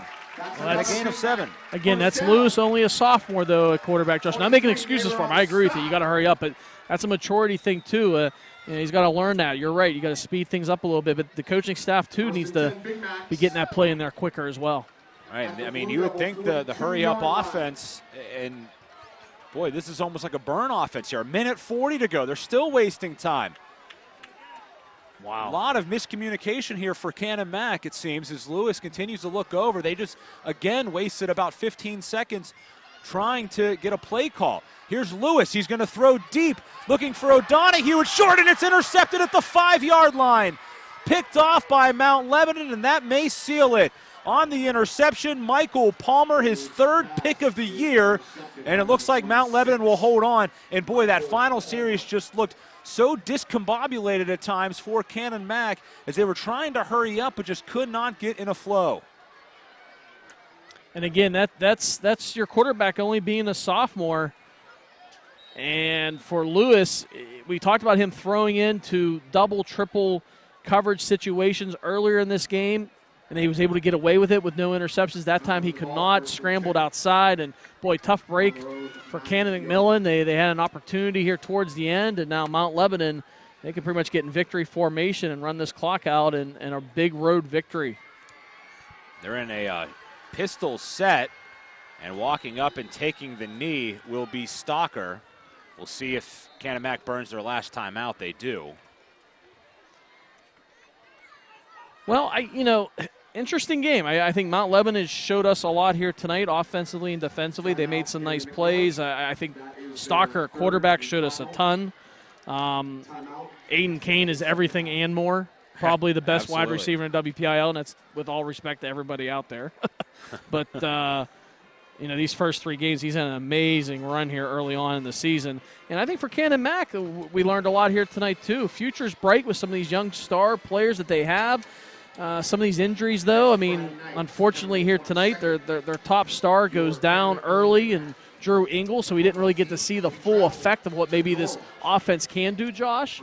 But Lewis at the quarterback position, sophomore, but that last drive is a classic example of having a younger quarterback in there that is talented, but, man, he's got to speed things up. They probably wasted almost a full minute off the clock with the check downs and the check with me's towards the sideline, towards the coaching staff. And then, of course, the pick there at the end, he rolls out. And I think that's what Coach Evans was trying to talk to him about after he threw it. Just throw the ball away. Throw it to the sideline, out of bounds. Don't throw into coverage because it could be picked off, and it was.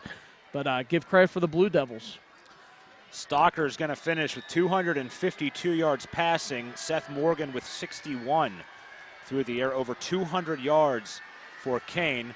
As here's Stalker, and takes a long time to give the knee, and then finally gets knocked over by a Canon Mac player coming in a bit late there, and that was Riley Noble. Yeah, and that's, it's quite a hush here at the stadium, such an electric atmosphere, and they were fired up here in Canon-McMillan. I think they still should be. Tough loss here. This is a pretty good team from Canon Mac. It's not like they've gone out and lost to a team that is much, worse than they are. But, Coach Evans will tell you and the community will tell you they wanted this one here tonight. But, man, give credit to the Blue Devils. They come down 79 here and in the South Hills and take care of business here in Canonsburg tonight. And Mount Lebanon has a nice football team here in 2017, no doubt. And they do one heck of a win here for the Big Macs as they take a timeout, Mount Lebanon. They are pressed back, and I guess, we're talking as if this game is over. I guess one thing to keep in mind here is they keep doing these shotgun snaps. One gets misplayed here, and this is where I don't understand not going under center and taking the traditional knee. This is why guys need to know how to go under center no matter what style of offense you have. Just for situations like this, you have a bad snap here. We've seen a couple of iffy snaps to Stalker. Who knows what happens here? If one gets away and gets into the end zone, it may not be over yet. So we're talking like it is over, and it looks like it should be. Mount Lebanon, though, taking a timeout with 27 seconds left. All they need to do is put a knee down, and the ball game is over. But they got to put that knee down first, and we've seen some crazy things happen before. Yeah, and I echo exactly what you just said, Josh. Get under center, take a knee, and get out of here with a win. Yeah, you're in dangerous territory. You're right. This one not over yet. Something wild can happen here on this final play.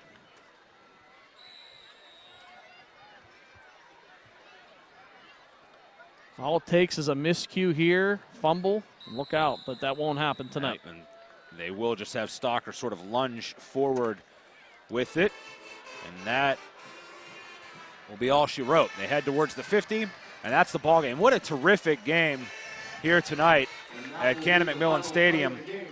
But 9 years running, Mount Lebanon defeats Canon-McMillan This was the closest of the 9 years by far. 24-17. The final score, Mount Lebanon comes on the road, gets a big-time Class 6A Southeastern Conference win as they go to 2-0 in conference play and 3-1 overall on the year. We'll take a break. Ed and I will be back after this commercial break. We will get you the scoring summary, some stats from this one as well, and then we'll look ahead for these two squads as they progress towards week 4 of WPIAL High School football. Again, the final score tonight, Mount Lebanon 24, Canon-Mac 17, right here on the MSA Sports Network.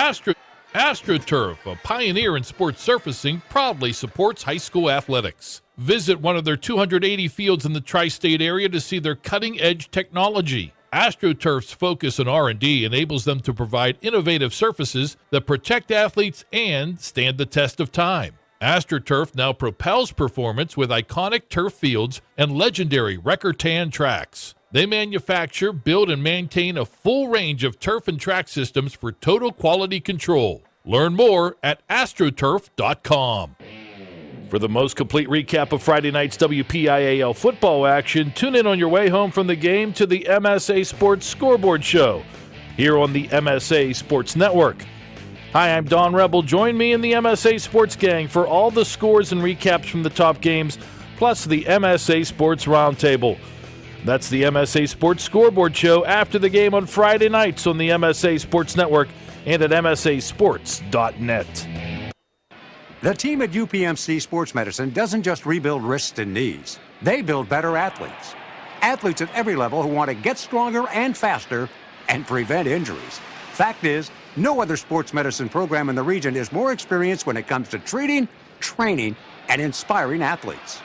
UPMC, the official healthcare provider of the Penguins, Steelers, and you. Find out more at upmcsportsmedicine.com. People ask what drives me. It's the respect I have for my opponents, the trust I have in my teammates, a coach who treats me with dignity, and a university that has faith in me on and off the field. That's what keeps me focused, why I practice harder, play my heart out. I play to win. I play for Carlo. Tell us your story using #WhatDriveYou. Carlo University, a proud sponsor of the MSA Sports Network. AstroTurf, a pioneer in sports surfacing, proudly supports high school athletics. Visit one of their 280 fields in the tri-state area to see their cutting-edge technology. AstroTurf's focus on R&D enables them to provide innovative surfaces that protect athletes and stand the test of time. AstroTurf now propels performance with iconic turf fields and legendary Record-Tan tracks. They manufacture, build, and maintain a full range of turf and track systems for total quality control. Learn more at astroturf.com. Make Chick-fil-A Robinson your destination for a fast and tasty breakfast. Chick-fil-A Robinson offers a variety of breakfast sandwiches, including sausage, bacon, or, of course, chicken. Breakfast is served hot and fresh daily, featuring our handmade biscuits. Need to feed a crowd or a tailgate on Sunday? Chick-fil-A Robinson Catering has got you covered with hot or reheatable chicken trays. Visit our catering website at www.cfarobinsoncaters.com to book your business or social event today. Chick-fil-A Robinson Catering. We deliver. Who showed you how to get to Sesame Street and took you to visit Mr. Rogers' neighborhood? WQED. And now, WQED and PBS Learning Media can help you travel through space, get an up-close look into Vietnam, and be in the front row of a Broadway show. In collaboration with local school districts, community organizations, and local libraries, WQED continues to create experiences that remake learning for students, teachers, and lifelong learners. For more info, visit WQED.org and begin your adventure. Be sure to follow the MSA Sports Network on social media this season for the most up-to-date scores, pictures, videos, breaking news, and links to our articles. You can find the MSA Sports Network on Twitter and Instagram under the handle MSA Sports and at facebook.com/MSA Sports. The MSA Sports Network is also on YouTube under the handle MSA Sports WPIAL, where you can watch hundreds of interviews with local student athletes, full games, highlights, and more. Whether it's Twitter, Facebook, Instagram, YouTube, or our websites, MSA Sports is the place to go for high school sports in Western Pennsylvania. MSA Sports broadcasts are now available on both Android and iOS devices. Just navigate to the game of your choice, and on your mobile device, press the arrow or play button. It's that easy. No app needed.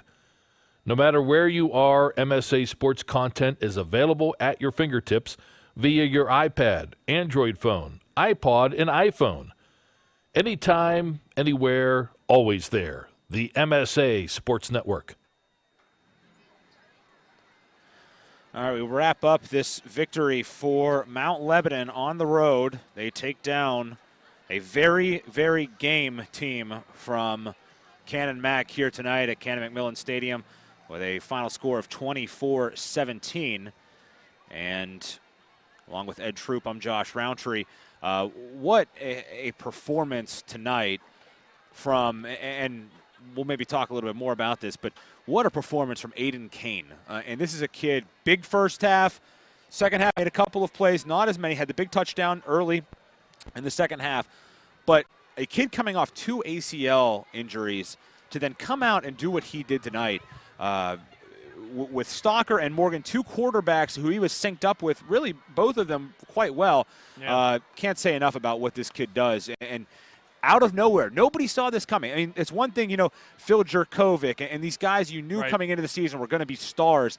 This kid is a star. He's a Division I wide receiver. There is no question about that, I think, in my mind at all. I compared him earlier to a guy that played at Mount Lebanon, Troy Apke. Just that frame, that ability to go and make catches. He had an interception on defense as well. What a special, special player for Mount Lebanon. He's the reason they won this football game tonight. Oh, no doubt, no doubt. And, the 2 ACL injuries, and we talked about, you come back from 1, but 2, and especially in a high school career, up in the head, Josh, right up here, mentally. I mean, as a high school kid, you go down with one of those, you're probably thinking, do I even want to play football anymore? Right. And then to come back a second time, you got to really be thinking that. And then to come out and perform the way he has the first 3 weeks of this season, I really got to give him a lot of credit and his family and everybody out there with him. He's probably the best wide receiver, maybe not even probably, is the best wide receiver in the WPIAL right now, and maybe for the rest of this season. And here tonight definitely proved it. Canon-Mac did not have an answer for him, and he made the big play when Mount Lebanon needed the big play. They would drop back with maybe a run play here or there because they knew they could go to number 1 on a short slant or even air it out deep down the middle of the football field to try to make a big play in this game, and he did that several times. And no question about it. Let's take a look at the scoring summary for tonight's game, and we'll get you some stats and then look ahead for these 2 teams. For Canon-McMillan, not a lot running the football, 24 yards rushing. Trey Lewis, -18.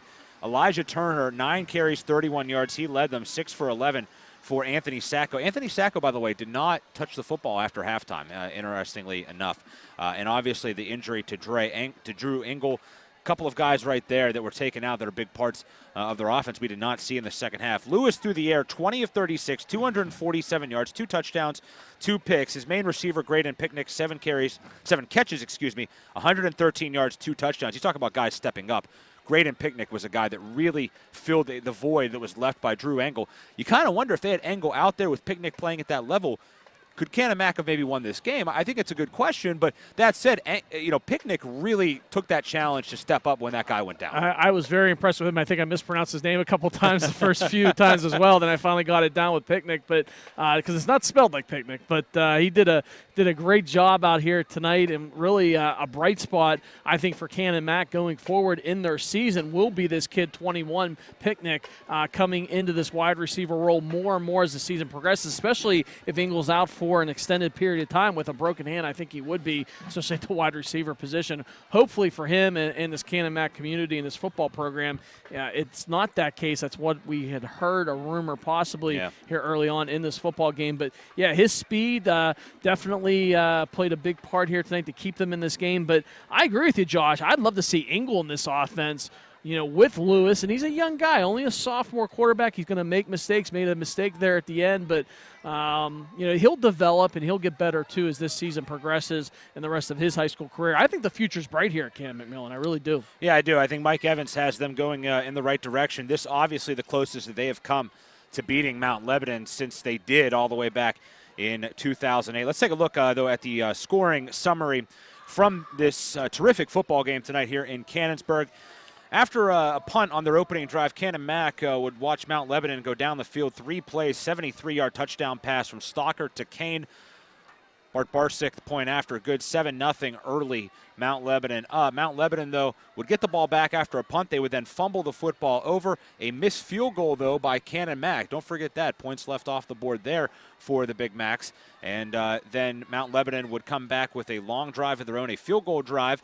Bart Barsick from 40 yards out. And that was a 10-play drive, made it 10-0 Mount Lebanon. But then the second quarter, Canon-Mac started to turn it on. An 11-play drive, a 15-yard touchdown pass captured from Trey Lewis to Graydon Picnic. Byers the point after, good, and it was 10-7. And then after Mount Lebanon had to punt it away, back comes Canon-Mac. A 24-yard drive, short field, 24-yard drive that ends in a Josh Byers field goal, 33 yards out.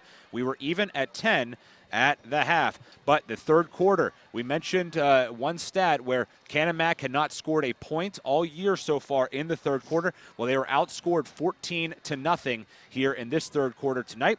And it was Mount Lebanon that did the damage, and it was Aiden Kane yet again. This time a 51-yard touchdown pass from James Stocker, capped a 4-play drive, 17-10 after an interception by Kane on one side. Back comes Mount Lebanon. 5-yard touchdown run, capping a 6-play, 49-yard drive. Tony Lasota goes in to make it 24-10. Looked like it might play out that way, but then Mount Lebanon maybe a bit greedy or overzealous. They go for it on 4th and short, right around midfield. They don't get it. 3 plays later, and Canon-Mac's in the end zone. A 2-yard touchdown pass from Lewis to Picnic. Again, his second score of the game, capping a 3-play, 48-yard drive. And that would make it 24-17. However, Canon-Mac, they get the ball back at the end. One last chance, bomb downfield, and it's intercepted by Michael Palmer. And that's the ball game, 24-17, the final score. Looking at the stats from this one, for Canon-Mac, 271 yards of offense, only 24 on the ground. Trey Lewis, 247 yards in the air, and boy, you mentioned it. They have something to grow on here with Trey Lewis, and I think you saw the good and the bad tonight. You saw a kid that can really make plays with his arm. He's not a runner, which is, it's kind of interesting. John Quinquay, who was down there on the sideline, who they've used some at quarterback this year, kind of a stockier guy, built more like a linebacker, maybe a guy you think hangs out in the pocket a little bit more. And Lewis is this long, lean, athletically built kind of kid.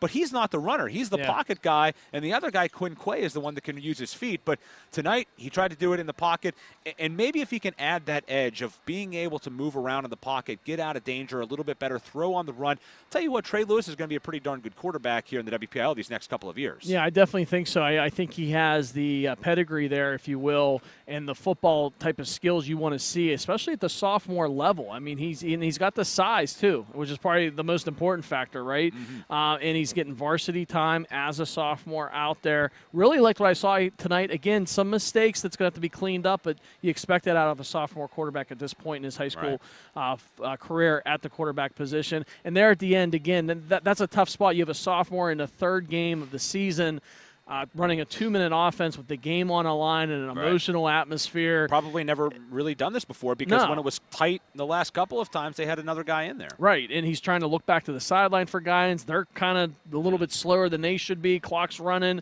and then he rolls out and throws the interception that wins the game for Mount Lebanon.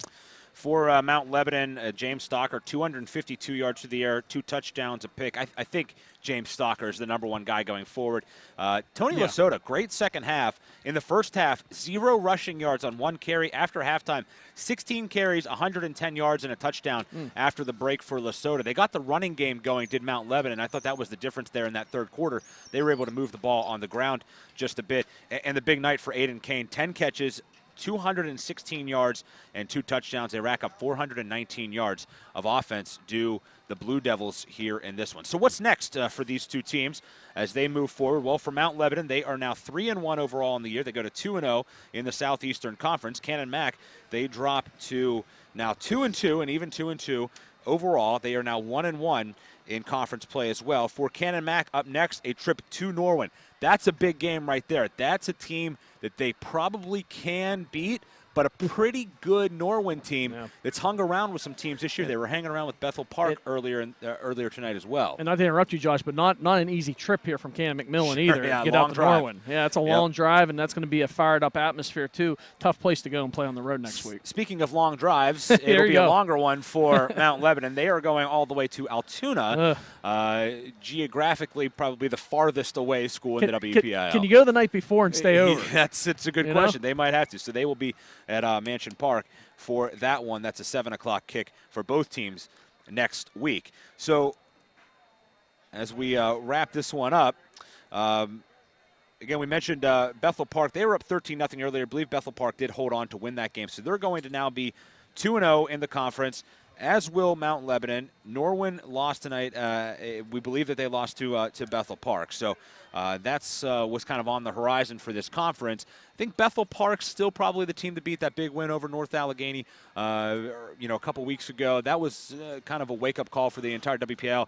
Mount Lebanon's going to be right there at the end of the day, too. They won the conference last year. I think they're going to have a chance, particularly when they meet Bethel Park on October 13th. Yeah. That's going to be, I think, the game that probably decides this Southeastern Conference now. Yeah, exactly. I mean, that's the game that you're circling on your calendar when you're looking in this conference, especially for Mount Lebanon. But Mount Lebanon proved it here tonight. They could come into a hostile atmosphere, very hostile atmosphere, and I would expect Bethel Park to be much like the same. Maybe not even as much. I mean, this was quite the atmosphere here tonight that we walked into.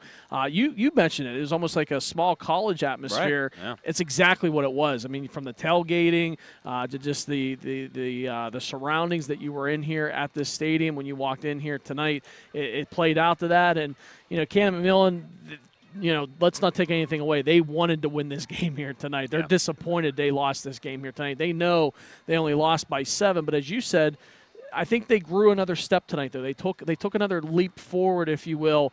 They almost beat Mount Lebanon. Look, they've been outscored 102-21 the last 3 games. Right. Tonight, you only lost by a touchdown to these guys. I know you wanted to win, Coach, but let's take a step forward. You're getting that much closer. Yep, absolutely. But at the end of the day, loss is a loss. A loss is a loss, and it's now 9 of them in a row for Canon-Mac at the hands of Mount Lebanon. So they'll look to regroup next week, as will we when we come back with the MSA Sports Network for Week 4 of high school football. Tune in now, though, to the WPIAL Football Scoreboard Show with Dawn Rebel and our entire MSA crew as they will get that kick started, and we'll have a recap of this one and all the other big games throughout the WPIAL tonight. And, Josh, one more thing before we go off the air. We never even made our Point Park connection. We're both alumni. We're separated by, like, 10 years maybe. I don't know. A couple years. Yeah. Couple. We have Jess Levo as well working the camera. Yes, Jess as who, well. Is a Point Park grad as well. Thanks so much to Jess. And our fearless leader, Don Rebel's the ultimate Point Park Pioneer I think graduate. He's the king there, the dean or something. Now, some sort of title for him there. Now, he does have a lot of years on you and me, so I could easily say that. See, he was in a different decade than you and I were in during the Point Park years. But, yeah, it's always good don't make fun of the age of the guy who signs the checks. Oh, absolutely. I'm not. He knows that too. Trust me, he knows that. But we often talk about that, though. What's interesting, though, he'll have the same type of stories that you and I will have, and we're spread out over like 30 years. Yeah. So, good stuff, man. I enjoyed it here His tonight. are in black and white. Yep, we'll do it again, man. We'll do it again. All right, for Jess Levo on the camera, Ed Troup on the color, I'm Josh Rowntree saying goodnight from Canon-McMillan Stadium. Terrific football game tonight. Mount Lebanon comes on the road. They get it done here at the home of the Big Macs. 24-17, the final score here from Canonsburg tonight as Mount Lebanon wins it. You heard it right here and watched it right here, as always, on the MSA Sports Network.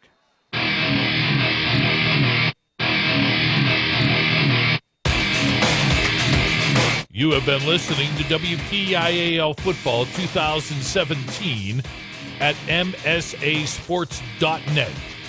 Sponsored in part by UPMC Sports Medicine, by Carlow University, by Chick-fil-A Robinson, and by Management Science Associates.